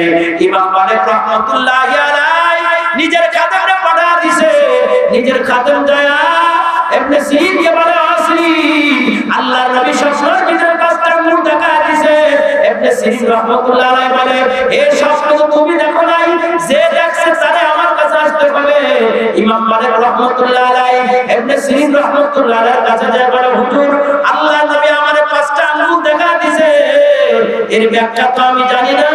আমি নবীজি বলছিলাম আমি কতদিন বাঁচবো, আমি কোন জায়গায় মরবো, আমার মৃত্যু কোন জায়গায় হবে। আল্লাহর নবী আমারে 5টা আঙ্গুল দেখা দিলেন। ইবনে সিরিন রাহমাতুল্লাহি আলাইহি ডাক দিয়ে কয়, ও ইমাম মালিক রে, 5টা আঙ্গুলের ব্যাখ্যা হলো, 1 নম্বর আঙ্গুলের ব্যাখ্যা হলো ইন্নাল্লাহ ইনদাহু ইলমুস সাআহ। 1 নম্বর আঙ্গুলের ব্যাখ্যা হলো কিয়ামত কবে হবে আল্লাহ ছাড়া দুনিয়ার কেউ জানে না। 1 নম্বর আঙ্গুলের ব্যাখ্যা কি জোরে বলেন? এই দোস্ত, আমি নিজের গাড়ি থেকে বানাই কই না, আল্লাহর কালামুল্লাহ, ইন্নাল্লাহ ইনদাহু ইলমুস সাআহ। 1 নম্বর আঙ্গুলের ব্যাখ্যা হলো কিয়ামত কবে হবে দুনিয়ার কেউ জানে না। 2 নম্বর আঙ্গুলের ব্যাখ্যা হলো ওয়ায়ুনাজ্জিলুল গায়স, বৃষ্টি কবে হবে দুনিয়ার কেউ জানে না। কবে মেঘ হবে, কবে ঝড় হবে, কবে তুফান হবে, এটা দুনিয়ার কেউ জানে না, একমাত্র আল্লাহ ভালো জানে। 3 নম্বর আঙ্গুলের ব্যাখ্যা হলো ওয়ায়ালামু মা ফিল আরহাম, মার পেটে, মেয়ের মার পেটে ছেলে আছে না মেয়ে আছে। ও দোস্ত, মায়ের পেটে ছেলে আছে না মেয়ে আছে দুনিয়ার কেউ জানে না, একমাত্র আল্লাহ ছাড়া কেউ জানে না। কিন্তু আমরা দেখো কম্পিউটারের মাধ্যমে জানতে পারি। ও বাবা, কম্পিউটারের মাধ্যমে আমরা জানি যখন 5 মাস 6 মাস 7 মাস বাচ্চার বয়স হয়ে যায়, তখন আমরা বুঝতে পারি ছেলে না মেয়ে আছে, কথা হয় না ঠিক কিনা। কিন্তু যখন 1 মাস 2 মাস বাচ্চার বয়স হয়, 1000 কম্পিউটার লাগাইলে তখন তোর বলা আর তার ক্ষমতা নাই, ঠিক কিনা যেটা বলা। কয়টা আঙ্গুলের ব্যাখ্যা হলো? 1 নম্বর ইন্নাল্লাহ ইনদাহু ইলমুস সাআহ, 2 নম্বর ওয়ালামু মা ফিল, 2 নম্বর ওয়ায়ুনাজ্জিলুল গায়স, 3 নম্বর ওয়ালামু মা ফিল আরহাম, 4 নম্বর হলো ওমা তাদরি নাফসুম মাযা তাকসিবু গাদা। 4 নম্বর আঙ্গুলের ব্যাখ্যা হলো আগামীকাল বান্দা কি উপার্জন করবে, আগামীকাল বান্দা 500 টাকা উপার্জন করবে কিনা, 1000 টাকা উপার্জন করবে কিনা। আল্লাহু আকবার। সকালবেলা রিকশা নিয়ে কামাই করার জন্য গেছে, রিকশার টায়ারটা নষ্ট হয়ে গেল, প্রাইভেটে কামাই করার জন্য গেছে, টায়ারটা নষ্ট হয়ে গেল। তাহলে আমার আল্লাহ ডাকতে বলে 4 নম্বর আঙ্গুলের ব্যাখ্যা হলো ওমা তাদরি নাফসুম মাযা তাকসিবু গাদা, আগামীকাল বান্দা কি উপার্জন করবে দুনিয়ার কোনো মানুষ জানে না, একমাত্র আল্লাহ জানে। জোরে বলো সুবহানাল্লাহ। কয়টা আঙ্গুলের ব্যাখ্যা হলো কয়টা? 4টা আঙ্গুলের ব্যাখ্যা। 5 নম্বর আঙ্গুলের ব্যাখ্যা হলো ওয়ামা তাদরি নাফসুন বিআইয়ি আরদিন তামুত। বান্দা কোন জায়গায় মরবে, বান্দা কোন জায়গায় তার মৃত্যু হবে, দুনিয়ার কোনো মানুষ জানে না, একমাত্র আল্লাহ ছাড়া কথা পায় না, ঠিক কিনা?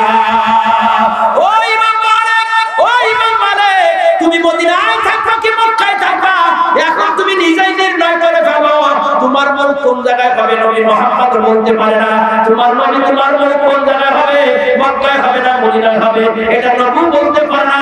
এটা কার হাতে? জোরে বলো আল্লাহ।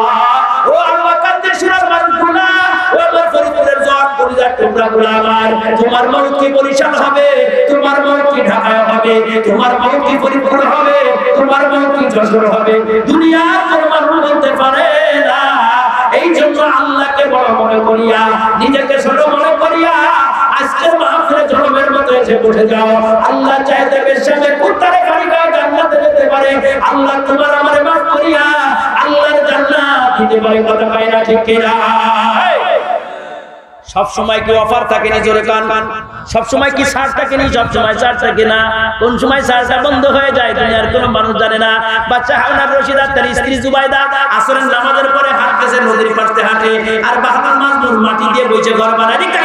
বাহাদুর মাজমুন মাটি দিয়ে বইসা ঘর বানায়, আর কয় এই মাটির ঘর যে কিনবে তার জন্য আল্লাহ জান্নাত একটা ঘর দিবে।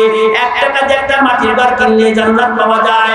বাহাদুর মাজমুন এই কথা বলে, বাচ্চা হাওনার রশিদ ডাকতে কয় এ পাগল হয়ে গেছে, মাটির ঘর কিনলে কি জান্নাত পাওয়া যায়? ও দোস্ত আমার, ভাইজান আমার, বিবি জুবাইদা, ও আমার পর্দার মা গো, বিবি জুবাইদা পিছন থেকে ডাক দিয়ে কয় ও আমার স্বামী, তুমি চলে যাও, আমার কাছে 1 দিরহাম আছে, আমি 1 দিরহাম দিয়ে একটা মাটির ঘর কিনে নিয়ে যাই, দেখি জান্নাত পাওয়া যায় কিনা। 1 দিরহাম দিয়ে একটা মাটির ঘর ক্রয় করিয়া, 1 দিরহাম দিয়ে একটা মাটির ঘর ক্রয় করিয়া আল্লাহ জুবাইদা যখন বাড়ি লয়ে যায়, আল্লাহ আকবার, বাচ্চা হাওয়া রশিদ রাতে স্বপ্ন দেখে কিয়ামত হয়ে গেছে। এটা আবু বকরের জান্নাত, এটা উমরের জান্নাত, এটা উসমানের জান্নাত, এটা আবু বকরের জান্নাত, এটা জুবাইদার জান্নাত। ভাই আমার জান্নাত তো নাই, ভাই তোমার জান্নাত তো হয় নাই, ভাই জুবাইদা জান্নাত পাবো কি কইরা? ভাই বাহাদুর মাজমুন কাছে 1 দিরহাম দিয়ে একটা মাটির ঘর ক্রয় করেছে, আল্লাহ তার বদলাতে একটা জান্নাত তার জন্য ক্রয় রাখছে। আল্লাহ ঘুম যখন ভেঙে যায়, পরের দিন জুবাইদারে ডাক দিয়ে কয় ও জুবাইদা, চলো আজকে বাহাদুর মাজমুনের একটা মাটির ঘর আমি আজকে একটা কিনতে চাই।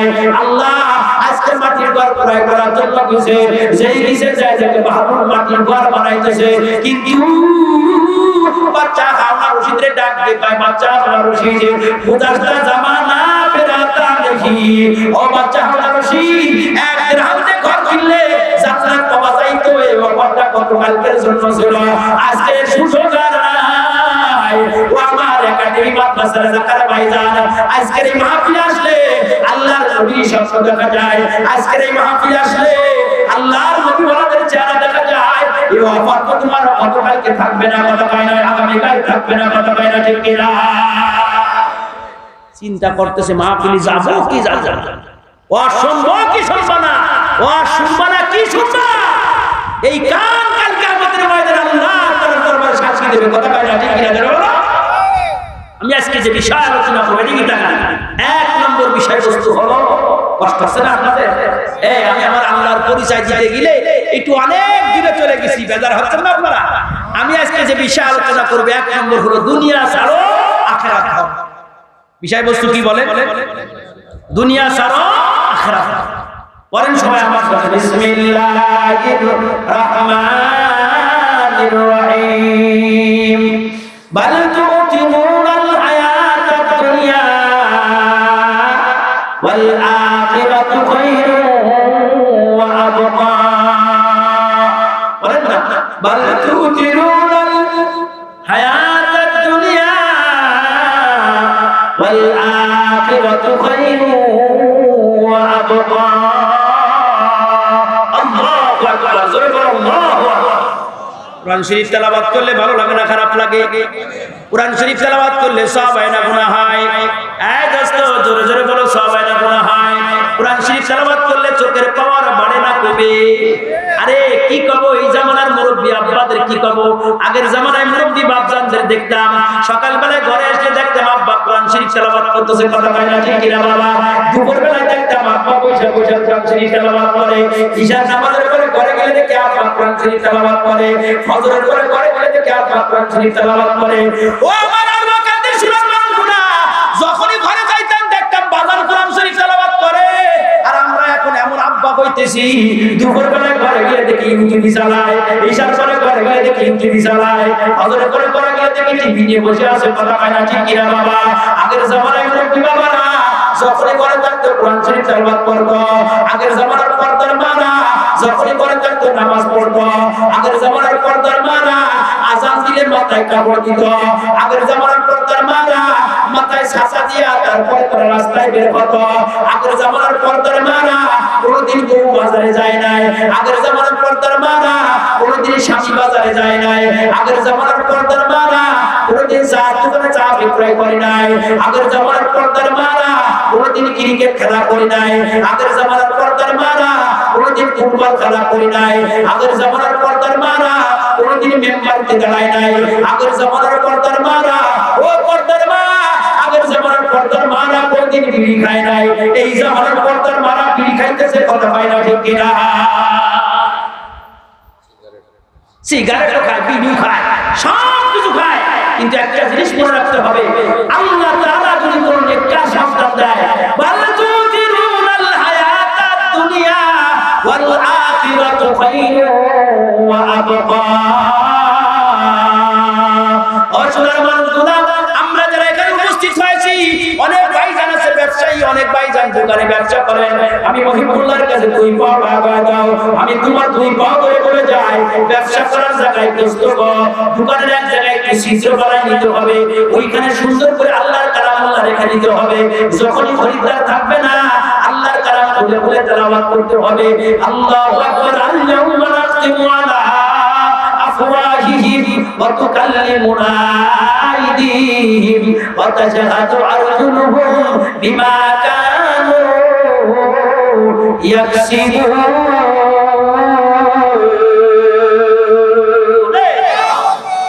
আমাদের কোরআন শরীফ বল না সবাই আর ওদের আমার বাড়ির পাশে একটা গ্রাম আছে, পুকুরিয়া গ্রাম, ঘরে আগুন ধরে গেছে, পুরো ঘর পুড়ে গেছে, পুরো ঘরটা আগুন ধরে গেছে, ওই ঘরের তাকের পরে একটা কোরআন শরীফ রাখা আছে, আর কোরআন শরীফে তো আগুন ধরে, তো ওই কোরআন শরীফ ওই আগুনের ভিতরে কি করবে? কোরআন শরীফের সাথে কার সম্পর্ক? ওই ঘরে টিন ছিদ্র হয়ে কোরআন শরীফকে আল্লাহ ওই দিক থেকে পুরোই বের হয়েছে, আগুন স্পর্শ করছে, বসুন্ধরা সিটিতে আগুন ধরছে, সব পুরো সারকার হয়ে গেছে, যেই তাকের পরে কোরআন শরীফ রাখা ওই তাকটা আগুন ধরে যায়। সুবহানাল্লাহ। কার কার ঘরে কোরআন শরীফ আছে হাত করে দেখান, হুজুর আমার ঘরে কোরআন শরীফ আছে, মাশাআল্লাহ, নারায়ে তাকবীর। আজকে আপনাদের এখানে যে মাদ্রাসায় ছোট ছোট বাচ্চারা কোরআন শরীফ থেকে কত সুন্দর বাংলা ইংরেজি আছে, সাথে কোরআন শরীফ আছে, এখানে হয়তো মনিরুজ্জামান ভাই দুপুরবেলা নাস্তা দিতে পারে না, 3 মাস অন্তর টাকা দিতে পারে না, শেখ হাসিনার মতো এ দিতে পারে না, ও দিতে পারে না, কিন্তু এমন জিনিস দেয়া যায় কোরআন শরীফ হাতে উঠায় দেয়, এর থেকে বড় নিয়ামত আর কিছু হতে পারে না, কথা বলে ঠিক কি বলে? ইমাম মুহাম্মদ রাহমাতুল্লাহর কাছে একটা লোক আসছে, হুজুর আমি একটা মানত করলাম, আল্লাহ যদি আমার একটা মেয়ে সন্তান দেয়, আমি আমার জামরি এমন একটা জিনিস দেব যা দুনিয়াও লাগবে আখিরাতেও লাগবে। কোন জায়গায় লাগবে বলেন? দুনিয়াও লাগবে আখিরাতেও লাগবে। হুজুর আমি সব জায়গায় গেছি, কেউ কোনো ফায়সালা দিতে পারেনি, আপনি ইমাম মুহাম্মদ, আপনি তো ফায়সালা দিতে কোন জিনিস আমার জামরি দেব? আমরা বলতাম কি, আমরা কত চিন্তা ফিকির করে কি করব, দুনিয়ায় তো ধরনের গাড়িগুলো দিলাম চলে গেল, আবার আখিরাতে কাজে লাগবে, কি দিয়া বাবা একটা মান্যত মেনেছে। ইমাম মুহাম্মদ রাহমাতুল্লাহ আলাইহি নিজের পকেট থেকে 2 দিরহাম বের করেছে, আগের জামানায় দিরহাম ছিল বাবা, টাকা পয়সা ছিল না, 2 দিরহাম বের করে দিয়ে ওই বান্দারে কয় এই 2 দিরহাম দিয়ে দিলাম, 2 দিরহাম দিয়ে তুমি চলে যাও তোমার জামাইকে বাজার থেকে যাইয়া, এই 2 দিরহাম দিয়ে বাজারে যাবা, বাজারে যাইয়া 2 দিরহাম দিয়ে একটা কোরআন শরীফ ক্রয় করে তোমার জামাইকে দিয়ে দিবা, এই কোরআন শরীফ দুনিয়াও কাজে লাগবে আখিরাতেও কাজে লাগবে। ও আমার সোনার মানুষগুলা, আমার মনে মজমুআ মাদ্রাসা বানাইছে, আপনার ছেলেকে আপনি ইঞ্জিনিয়ার বানান, আপনার ছেলেকে আপনি ডাক্তার বানান, এসি বানান, ডিসি বানান, ওসি বানান, আমি বহুগুলা নিষেধ করি না, কিন্তু জীবনের শুরুতে যদি এই বাচ্চাটাকে কোরআন শিখাই নিয়ে যাওয়া হয়, সারা জীবন কোরআন পড়তে পারবে, কথা হয় না যে কিনা? এইখান থেকে পরীক্ষা দিয়া, এইখান থেকে পড়ে ওরা স্কুলে পরীক্ষা দিতে পারে কি পারে না? খোদার কসম লাগায় বলি, এই নুরানি মাদ্রাসার শিক্ষা, নুরানি মাদ্রাসার হাতের লেখা, নুরানি মাদ্রাসার ইংরেজি, নুরানি মাদ্রাসার বাংলা, নুরানি মাদ্রাসার আরবি, কোন স্কুল চালানো পারবে না, কথা হয় না ঠিক কিনা? এত সুন্দর করে এরা শিখায়, এত সুন্দর করে এদেরকে পড়ায়। ইমাম ফজলুর রহমাতুল্লাহ আলাইহি নিজের স্ত্রীকে বলে, স্ত্রী তুমি আমার কাছে একটু আগে আসো, ঠিক না? তুমি আমার কাছে একটু আগে আসো, আস্তাগফিরুল্লাহ মা ফি বাতনিকে, এ আমার স্ত্রী, তোমার পেটে যে বাচ্চাটা আছে, এই বাচ্চাটা আমি আল্লাহর জিম্মায় দিয়ে দিলাম। কার জিম্মায়? আপনি আল্লাহর জিম্মায় দিয়ে আপনি কোন জায়গায় যাচ্ছেন?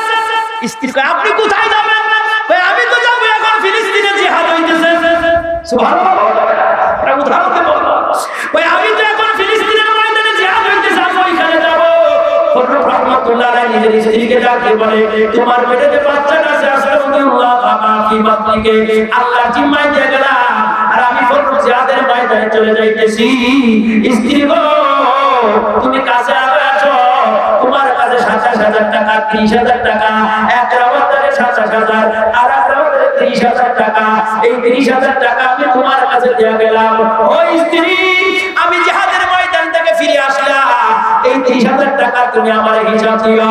এ আমার পর্দার মা গো, খেয়াল করো এই জামানার পর্দার মারা কেমন ছিল, আর আমাদের পর্দার মারাও, আমরাও পর্দার মা নিয়ে ঘুমাই।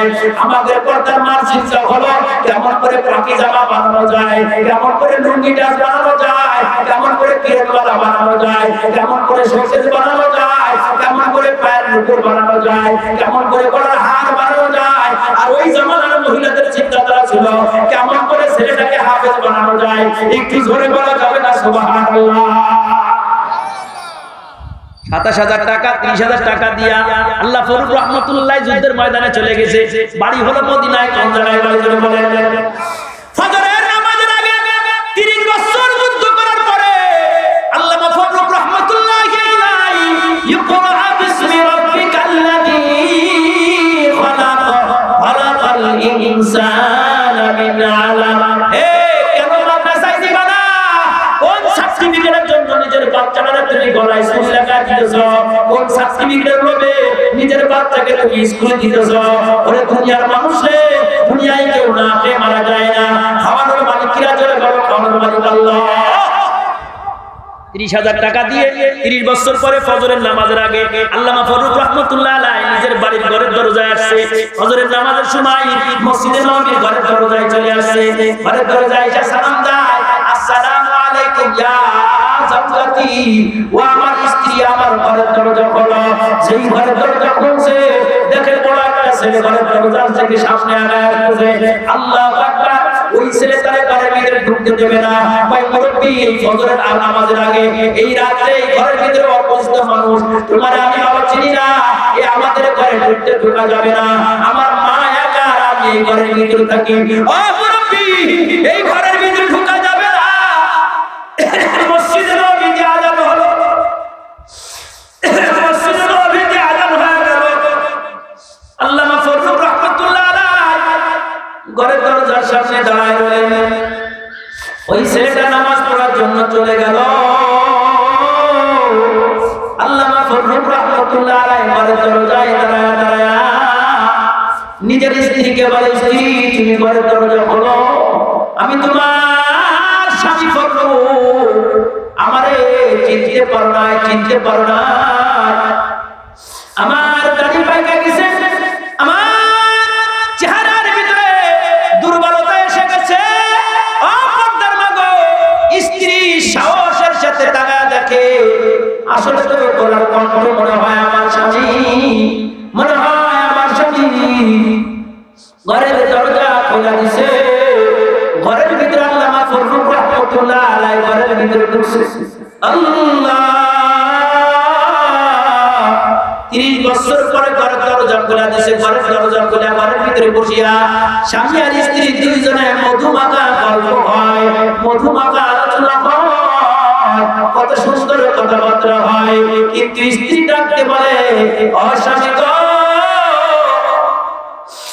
এতদিন পরে বাড়ি আসছে, আনন্দের কথা হবে, অনেক গল্প হবে, অনেক কথা হবে, কিন্তু এখন তো মসজিদে নববীতে আযান হয়ে গেছে, আগে নামাজ পড়তে হবে, জোরে বলুন সুবহানাল্লাহ।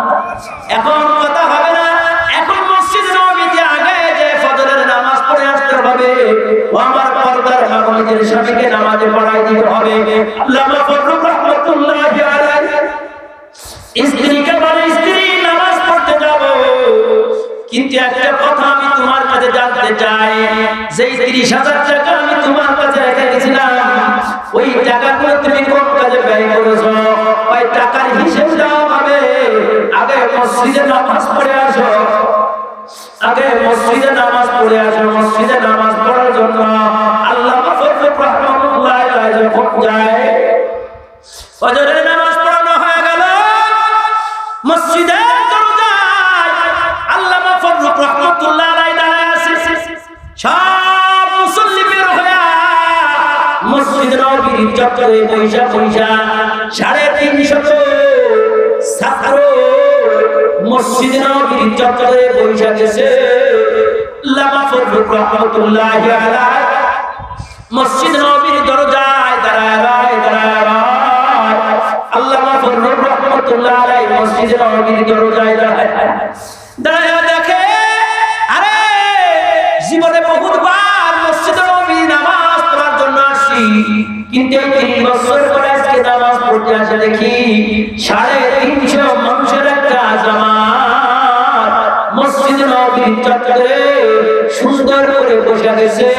আর একজন ছেলে যার মাথায় পাগড়ি বাঁধা, গায়ে লম্বা জামা, আকাশের চাঁদের মতো সুন্দর চেহারা একটা ছেলে, লাল বান্দা 350 মানুষের একটা জামাত লয়ে পড়াইতেছে।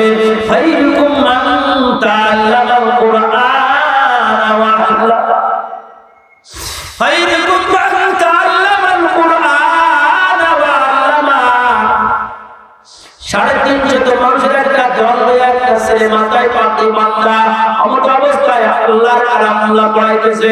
ও আমার ফরিদপুরের সোনার মানুষগুলো, ও আমার কলিজার টুকরা, আল্লামা ফজলুর রাহমাতুল্লাহি আলাইহি ওই দৃশ্য দেখিয়া আল্লাহু আকবার মসজিদ নববী থেকে বাড়ি আসছে।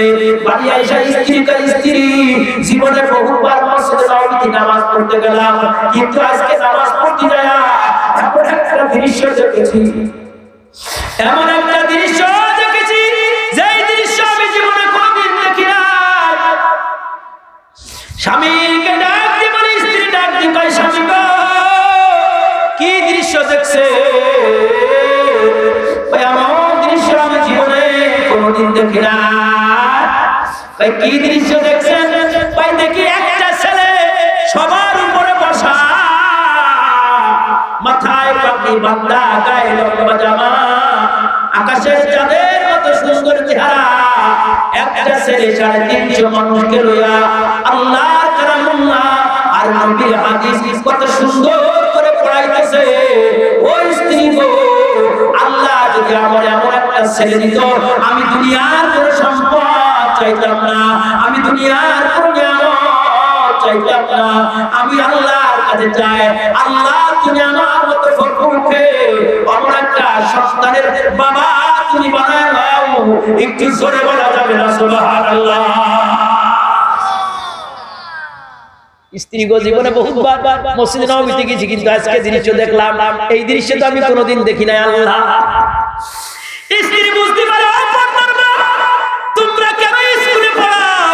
পর্দার মা গো, ঘরের পরে মাদ্রাসা, কদরে নিয়ামত, কদরে কাওহার শাবেদানাত, ইয়া বেদানাত জাওহাজি, কদরে গুল দানাত, ইয়া বেদানাত শাবজি। ওরে পানির পরে মাদ্রাসা, এই মাদ্রাসার কদর করতে হবে, এই মাদ্রাসার দাম দিতে হবে, এই মাদ্রাসাকে সম্মান করতে হবে। এই মাদ্রাসা যখন বন্ধ হয়ে যাবে, নিজের বাচ্চাকে কোরআন শেখানোর জন্য ভিন্ন জায়গায় নেওয়া লাগবে। বাবা, বাড়ির পরে মাদ্রাসা, মনিরুজ্জামান ভাই আছে, মানুষ মারা গেলে তো ইমাম পাওয়া যাইতেছে, মসজিদের ইমাম পাওয়া যাইতেছে, ছোটার মানুষগুলা নিজের মতো মাদ্রাসাটাকে বানায় নেওয়া। আল্লামা ফজলুর রাহমাতুল্লাহি আলাইহি নিজের স্ত্রীকে ডাকতে পারে, স্ত্রী গো। মসজিদে নববীর চত্বরে আজকে দেখলাম একটা ছেলেরা কোরআন হাদিস পড়াইতেছে। ওই ছেলেটা কার? ওই ছেলেটা কার? ওই ছেলের বাড়ি কোথায়? স্ত্রী তুমি কি বলতে পারবা? ওই স্ত্রী টাকার হিসেব দিতে চাইলে এখন টাকার হিসেব দাও, আর ওই ছেলেটার পরিচয় একটু আমার জানা দাও।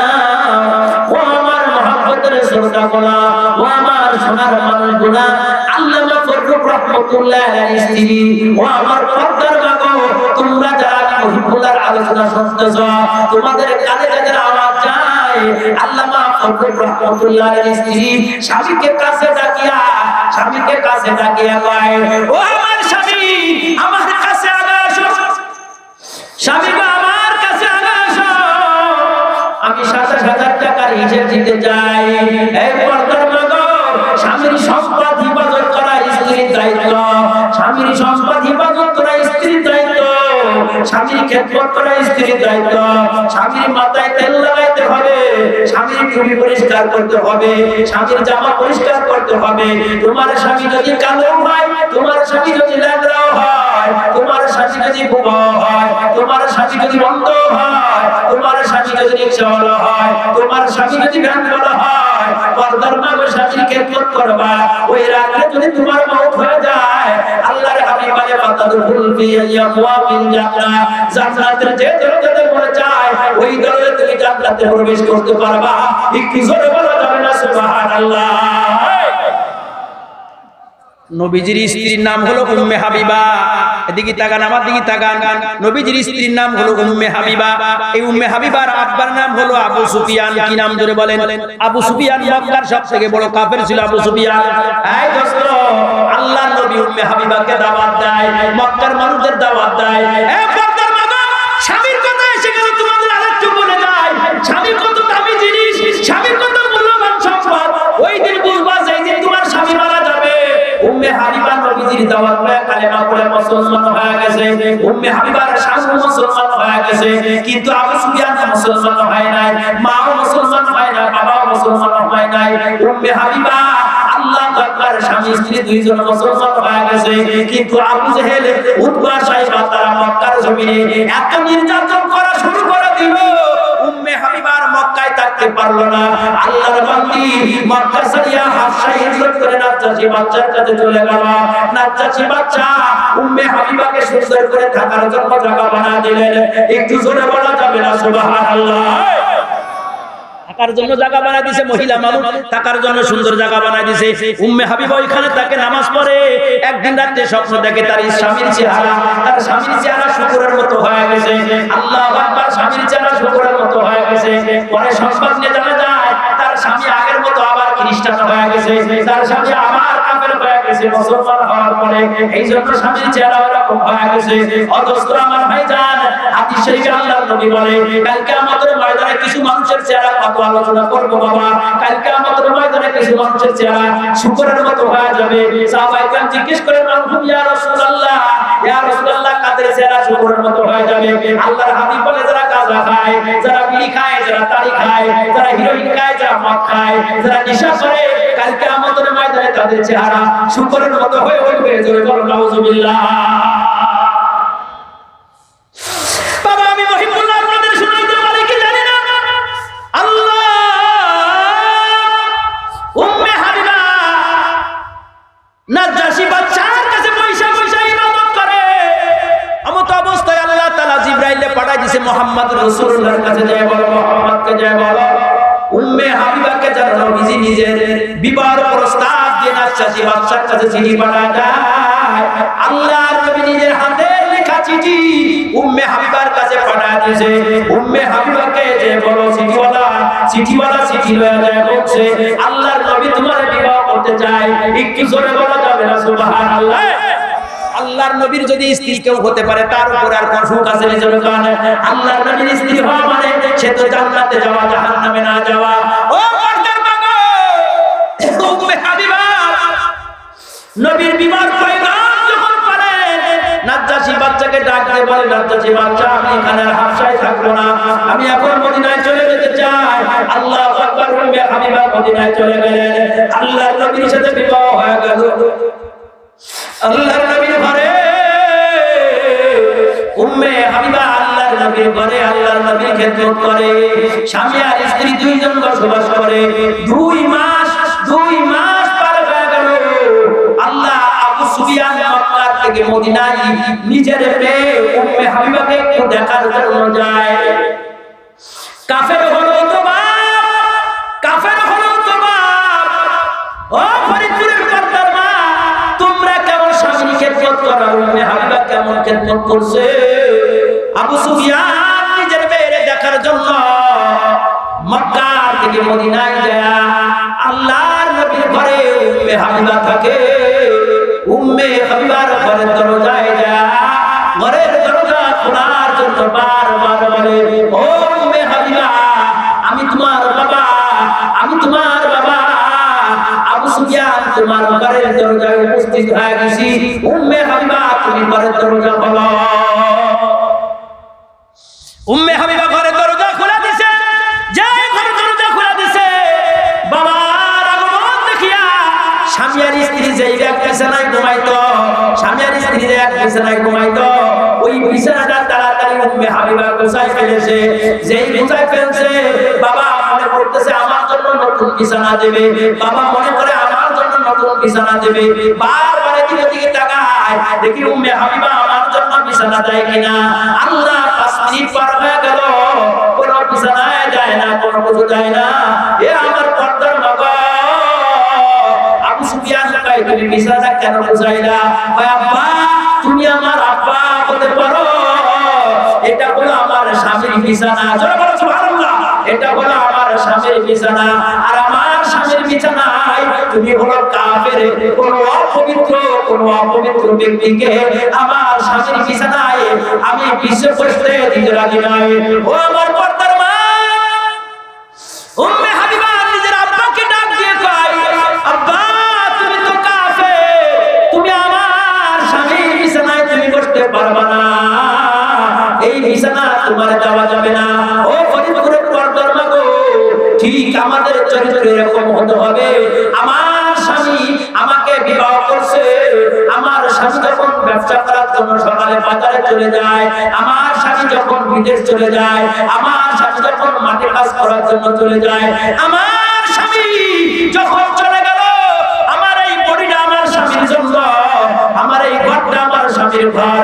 আমার স্বামী যখন ঘরে থাকবে না, কোন পর পুরুষকে ঘরে ঢুকতে দেওয়া যাবে না, কোন পর পুরুষের মোবাইলে কথা বলা যাবে না, কোন পর পুরুষকে স্বামী খাদের পরে বসতে দেওয়া যাবে না, কোন পর পুরুষকে স্বামীর বাড়ি ঢুকতে দেওয়া যাবে না। এটা হলো মহিলাদের দায়িত্ব। নিজের পবিত্র জায়গাকে অপবিত্র করা যাবে না। আল্লাহর হাবিব বলে, যেই বান্দা দুটো জায়গা হিফাজত করতে পারবে, 1 নম্বর বান্দার জবান হিফাজত করতে পারবে, 2 নম্বর বান্দার লজ্জা ইজ্জত হিফাজত করতে পারবে। আল্লাহর হাবিব বলে, আনা জামিল্লাহু লিল জান্নাতি, আমি আল্লাহর নবী ঘোষণা দিলাম, আমি আল্লাহর নবী তাকে জান্নাতের জিম্মাদার নিয়ে নিলাম। একটু জোরে বলা যাবে না সুবহানাল্লাহ? আর আমরা যে দেড় ব্যাটারি গুলো বিয়ে করে নিয়েছি, কয় ব্যাটারি? দেড় ব্যাটারি। জর্দার কইদের মধ্যে দেখবেন মেমোরি কার্ড সিম ভরা। খালি স্বামী বাড়িতে বাইরে দিবানি যায়, একবার উত্তর দিক মোবাইল লাগাবে, একবার পশ্চিম দিক, চারিপাশে বাড়িতে বিজামান ভরে গেছে। কথা বলা ঠিক কিনা?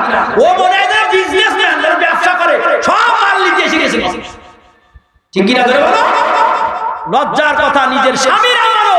পর্দার মা, তুমি আছো তোমার স্বামীর জন্য, তোমার হাত তোমার পাও পুরো শরীর তোমার স্বামীর জন্য। তোমার স্বামীর ঘরে তোমার স্বামীর অনুমতি ছাড়া কোনো পরপুরুষ ঢুকতে পারবে না। হ্যাঁ, আর আমরা যেগুলো বিয়ে করে নিয়ে আসি, নিজে আমাদেরও দোষ আছে। আমরা তো বোর কাছে বিক্রি হয়ে গেছি। আল্লাহু আকবার। চেয়ারম্যান সাহেব আইছে, নিজে চুপ করে বসে সুবহানাল্লাহ সুবহানাল্লাহ সুবহানাল্লাহ করছে, আর বউরে কাছে পানি আগে দাও, পানি আগে দাও, বউরে কাছে পানি আগে দিতি, আর উনি সুবহানাল্লাহ করছে। কি জানাচ্ছে বাড়ি পিটি মানছি আমারে, আমি মসজিদে এসে আল্লাহ করছি, আমি বাড়ি থাকতে পারতেছি না। কথা বলা ঠিক কিনা ধরে বলো? এটা আমাদের সংসার, আমাদের নিয়ন্ত্রণ করতে হবে। প্রত্যেকের বাড়ি ফাজাইল আমলে তালিমের ব্যবস্থা করতে হবে। যেদিন যেই বাড়ি তালিম হবে না, কোনো ভাব দেওয়া হবে না, কালামের ফিরে আমরা বিটা মানুষ, আমি আমার স্ত্রীকে শাড়ি দিচ্ছি, চুরি দিচ্ছি, সবকিছু আমি আমার স্ত্রীকে দিচ্ছি, দিচ্ছি, আমার মেয়েকে দিচ্ছি, আর আমার মেয়ে গেঞ্জি গাইতে ফ্যান শার্ট পরে আমার মেয়ে সাইকেল চালায় বেড়াচ্ছে, আমি কিসের বিটামন ফলা? বলে আমি কিসের বিটামন? আমি রাত দিন 24 ঘন্টা ব্যবসা করে তোকে রানি দিচ্ছি, আর তোরা একটুখানি ফাজারে আমল তবলিগের কিতাব নিয়ে দিনই 5 মিনিট তালিম করতে পারবি না, একটু কোরআন শরীফ পড়তে পারবি না, আল্লাহর সিজদা দিতে পারবি না, খালি কি খাওয়ার জন্য আর এই ছাদের বাড়ি রং করার জন্য আল্লাহ তোমার আমারে বানাইছে? দোস্ত আমার ভাইজান আমার, বাল তুতিরুনাল হায়াতাদ দুনিয়া ওয়াল আখিরাতু খায়রুন ওয়া আবকা। আল্লামা ফজলুর রহমাতুল্লাহি আলাইহি নিজের স্বামীকে, আল্লামা ফজলুর রহমাতুল্লাহি আলাইহি নিজের স্ত্রীকে ডাক দিয়ে কয়, স্ত্রী গো আমার, ও স্ত্রী বলো তো তুমি যেই টাকাগুলো দিছিলাম টাকাগুলো কোন কাজে ব্যয় করেছো? ওই স্ত্রী ওই ছেলেটার কইছে আমার একটু জানা দাও। সাথে সাথে স্ত্রী স্বামীর কোলের কাছে ডাইকে নিয়ে বলে, স্ত্রী স্বামী গো আমার, তুমি আমার কাছে আগে আসো, যে 27,000 টাকা দিয়ে গেছিলা আমার পেটে যে বাচ্চাটা রেখে গেছিলা, আমার পেটে যে বাচ্চাটা রেখে গেছিলাম, ওই বাচ্চা দুনিয়ায় যখন আসছে আমি 27,000 টাকা দিয়ে জেসির সেবিল বানাই নাই, 27,000 টাকা দিয়ে পালঙ্গ বানাই নাই, 27,000 টাকা দিয়ে শোকেস বানাই নাই, আমার গলার হার বানাই নাই, আমি পাকি জামা লুঙ্গি জামা এগুলো আমি কিছুই পুরাই করি নাই। ওই 30,000 27,000 টাকা দিয়া ওই ছেলেটা যখন দুনিয়া আসছে আমি তারে আল্লাহর নবীর মাদ্রাসা, ওই মাদ্রাসা আমি পাঠাইয়া ওই যে মসজিদে নববীর চত্বরে যেই ছেলেটা হাদিস পড়ায় কোরআন পড়ায়, যে হাফেজ আলেম যারে দেখা মনটা জোড়া যায়, এই মদিনায় কারোর সন্তান নাই, এটা হলো আপনার সন্তান। আমি ওই 30,000 টাকা যে সন্তানটা মানুষ করেছি আমার কাছে 30,000 টাকার হিসাব আর নাই, ওইটাই হলো আপনার সন্তান। আল্লামা ফজলুর রহমাতুল্লাহি আলাইহি ডাক দিয়ে কয়, ওই স্ত্রী ওই 30,000 টাকা দিয়া যদি আমার বাচ্চার ওইটাই হয়ে থাকে আমি সাক্ষ্য দিলাম, শোনো তোমার 30,000 টাকার আমার দরকার নাই। আল্লাহর নবী নিজে বলছেন, আনা মদিনাতুল ইলমি ওয়া আলিল বাবুহা, আল্লাহর নবী বলেন আমি হলাম ইলমের শহর, আলী হলো তার দরজা। স্ত্রী গো আমার 30,000 টাকা দিয়ে তুমি সন্তানকে যদি মানুষ করতে পারো, আমার এই সন্তানটার নাম তুমি কি রাখছো? ওই সন্তানের নাম রাখছি ইমামে রবিয়া। ওই আর বলা লাগবে না, বুঝতে পারিছি। আল্লামা ফজলুর রহমাতুল্লাহি আলাইহি স্ত্রীর মাথায় হাত দিয়ে বলেন, আল্লাহর নবী বলছেন আলা মদিনাতুল ইলমি ওয়া আলিল বাবুহা, আমি হলাম ইলমের শহর, আলী হলো তার দরজা। ও আমার স্ত্রী, নবী যদি ইলমের শহর হয়, আল্লাহর সাপ যখন অর্ধেক গাড়ির ভিতরে যায় আর অর্ধেক কখনো বাইরে থাকে না, ভিতরে চলে যায়।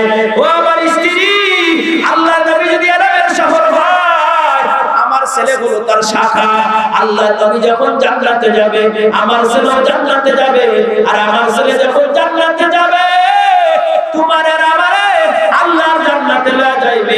অতএব দুনিয়ার টাকার হিসাব দেওয়া লাগবে না, সবথেকে বড় কামিয়াবি তুমি আমারে দেখাইছো, আমার বাচ্চাটারে তুমি আলেম বানাইছো। একটু জোরে বলা যাবে না সুবহানাল্লাহ, নারে তাকবীর। বাচ্চাকে মাদ্রাসায় দেব তো ইনশাআল্লাহ। কে কে রাজি আছেন হাত করে দেখান, ধরে বলতে হাই, যারা বিয়ে করেন তারাও হাত করো, যারা ছেলে পেলে হবে না তারাও হাত করো, সবাই মিলে দিলে হাত করি। নারে তাকবীর। হুজুর আমাকে ছেলে পেলে জায়গা হবে না, পুরো মেশিন গানে আর কোনো কিছু কোনো মাল ঢাল করার লাইন নেই, তারা কি করবে? ওই তারা তো কমপক্ষে পুতা পুতি যারা আছে ওদের তো একটা দেবে মাদ্রাসা, ঠিক কি না? আল্লাহ কষ্ট আছে আপনাকে, আমার তো আপনাকে দেখে ভালো লাগতেছে। আজকে ওয়াজ করেন থেকে যায় কিনা, কালকে তো স্পন্সর মাদ্রাসার মাহফিল, তাহলে আর বাড়ি যে মাহফিল থেকে যায়। এই 5 ওয়াক্ত নামাজ পড়া ফরজ না সুন্নাত না ওয়াজিব? আর একটু জোরে বলেন। আল্লাহ আমাদের দুরূদ শরীফ পড়ি। আল্লাহুম্মা সাল্লি আলা মুহাম্মাদ ওয়া আলা আলি মুহাম্মাদ কামা সাল্লাইতা আলা ইব্রাহিম ওয়া আলা আলি ইব্রাহিম ইন্নাকা হামিদুম মাজিদ। আল্লাহুম্মা বারিক আলা মুহাম্মাদ ওয়া আলা আলি মুহাম্মাদ কামা বারাকতা আলা ইব্রাহিম ওয়া আলা আলি ইব্রাহিম ইন্নাকা হামিদুম মাজিদ। আল্লাহুম্মা আমিন। রব্বানা যালামনা আনফুসানা ওয়া ইন লাম তাগফির লানা ওয়া তারহামনা লানাকুনান্না মিনাল খাসিরিন। রব্বানা আতিনা ফিদ দুনিয়া হাসানাতাও ওয়া ফিল আখিরাতি হাসানাতাও ওয়া কিনা আযাবান নার। আয় আল্লাহ এই মাদ্রাসার মুতাবিব কারিমুল জামান ভাই উস্তাদদের লয়া এলাকার মানুষগুলো লয়া কত সুন্দর লাইটিং করিয়া একটা জান্নাতের বাগিচা বানাইছে। আয় আল্লাহ মরার পরে তুমি এদের কবরে জান্নাতের বাতি জ্বালায় দিও। আয় আল্লাহ আজকের মাহফিলে দেখো আমার আব্বার বয়সের মুরব্বি বাপ জানলা বজা হাত উঁচু করেছে। আল্লাহ গো তোমার হাবিব বলে দাড়ি পাকা মুরব্বি হাত উঁচু করলে দোয়া ফেরত দিতে গেলে লজ্জা বোধ হয়। আয় আল্লাহ এই মুরব্বিদের হাতের খাতিরে তুমি আমাদের জীবনের গুনাহগুলো মাফ করে দাও। আয় আল্লাহ জবান কলিজার টুকরা হাত উঁচু করেছে, জবান কলিজার টুকরা করে তুমি খালেদ বিন ওলীদের মতো মর্দে মুজাহিদ বানায় দাও। আল্লাহ গাছতলায় সামিয়ানা নিচে পর্দার মারা হাত উঁচু করেছে। আল্লাহ পর্দার মাদের তুমি পর্দা নিশিনী বানায় দাও, নামাজি বানায় দাও, কুরকাওয়ালা বানায় দাও, স্বামীর খেদমত করতে পারে তৌফিক দান করে দাও। আয় আল্লাহ এই মাহফিলকে কেন্দ্র করে এলাকায় যত মানুষ অন্ধকার কবরে ঘুমায় গেছে সকলের কবরের আযাব তুমি মাফ করে দাও।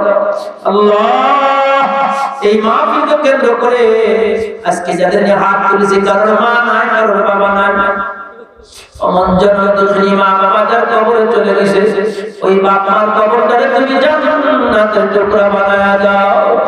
আয় আল্লাহ আমি মহিবুল্লাহ কত মুরব্বি বাপ জাতকে নিয়ে ওয়াজ করি, দেখলে মনটা জোড়া যায়, কিন্তু দাড়ি পাকা মুরব্বি দেখলে এর ভিতরে বড় ব্যথা লাগে। আয় আল্লাহ ওয়াজ করে বাড়ি যায় আব্বার পাইতা, এখন মাহফিল করে বাড়ি যায় আর আব্বারে পায় না। আগে জিজ্ঞেস করতো সোনার কোন জায়গা থেকে মাহফিল করে কত রাতে আসে, একটু তাড়াতাড়ি আসতে পারবে, এত রাত্রে তুমি কেন আসো? ও আল্লাহ আমার বাবা যা দুনিয়া থেকে বিদায় নিয়ে অন্ধকার কবরে ঘুমায় রইল, আল্লাহ কে জিজ্ঞেস করবে? বাড়ি গেলে এখন জিজ্ঞেস করার আর কোনো মানুষ না। আল্লাহ তুমি আমার আব্বার কবরটারে তুমি জান্নাতের টুকরা বানায়া দাও। আল্লাহ তখনের মেয়ে আইসিসি আছে, আল্লাহ তুমি সুস্থতা দান করে দাও।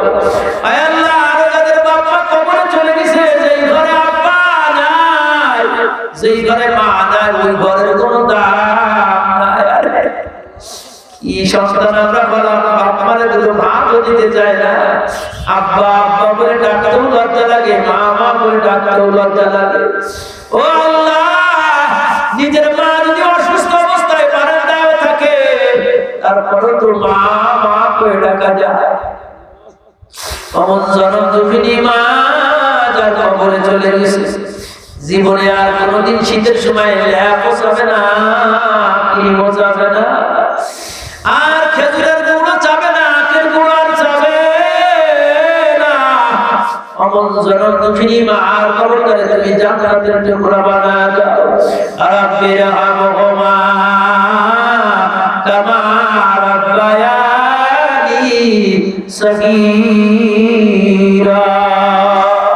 ও আল্লাহ আমার মনির ভাই মাদ্রাসা চালাইতেছে, গো আল্লাহ উস্তাদদের বেতনের ব্যবস্থা করে দাও, মাদ্রাসার জরুরত তুমি পূর্ণ করে দাও, এলাকার প্রত্যেকটা মানুষের মহব্বতের পাত্র বানায়া দাও। আয় আল্লাহ এই মাদ্রাসাটারে তুমি দাওরা পর্যন্ত কবুল মঞ্জুর করে দাও, উস্তাদকে মিলে ঝুলে থাকার তৌফিক দান করে দাও। আল্লাহ গানের হাতটা তুমি এলাকার মানুষের গানের হাত তুমি বাড়ায়া দাও। আয় আল্লাহ এই মাহফিলের জন্য যারা অর্থ করে দিল, টাকা পয়সা দিল, সকলের দান তুমি কবুল মঞ্জুর করে দাও। শেষ দরখাস্ত হলো ফরিদপুরের দোকান থেকে কাফনের কাপড় কিনে আনিয়া যেদিন গায়ে পেঁচায়া দিবে, হাবিব সাহেবদের গোসল করাইয়া মসজিদের কোণের খাটিয়া উঠায়া ওই এমন একটা গাড়ি শুধু প্যাসেঞ্জার নিতে জানে, আনতে জানে না। আয় আল্লাহ এমন একটা কবরের দিকে নিয়ে যাবে যেখানে নাই কোনো সাথী, নাই কোনো বাতি।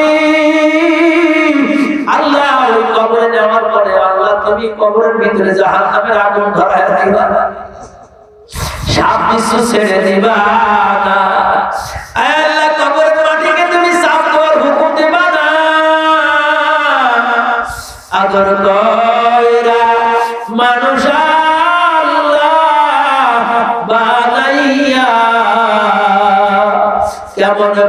কইরা জাহান্নামে ফেলিবা কেমন কইরা জাহান্নামে ফেলিবা রব্বানা তাকাব্বাল মিন্না ইন্নাকা আনতাস সামিউল আলিম ওয়া তুব আলাইনা ইন্নাকা আনতাত তাওয়াবুর রহিম আমিন বিরহমাতিকা ইয়া আরহামার রাহিমিন। আসসালামু আলাইকুম। ফ্যান বন্ধ করে দাও।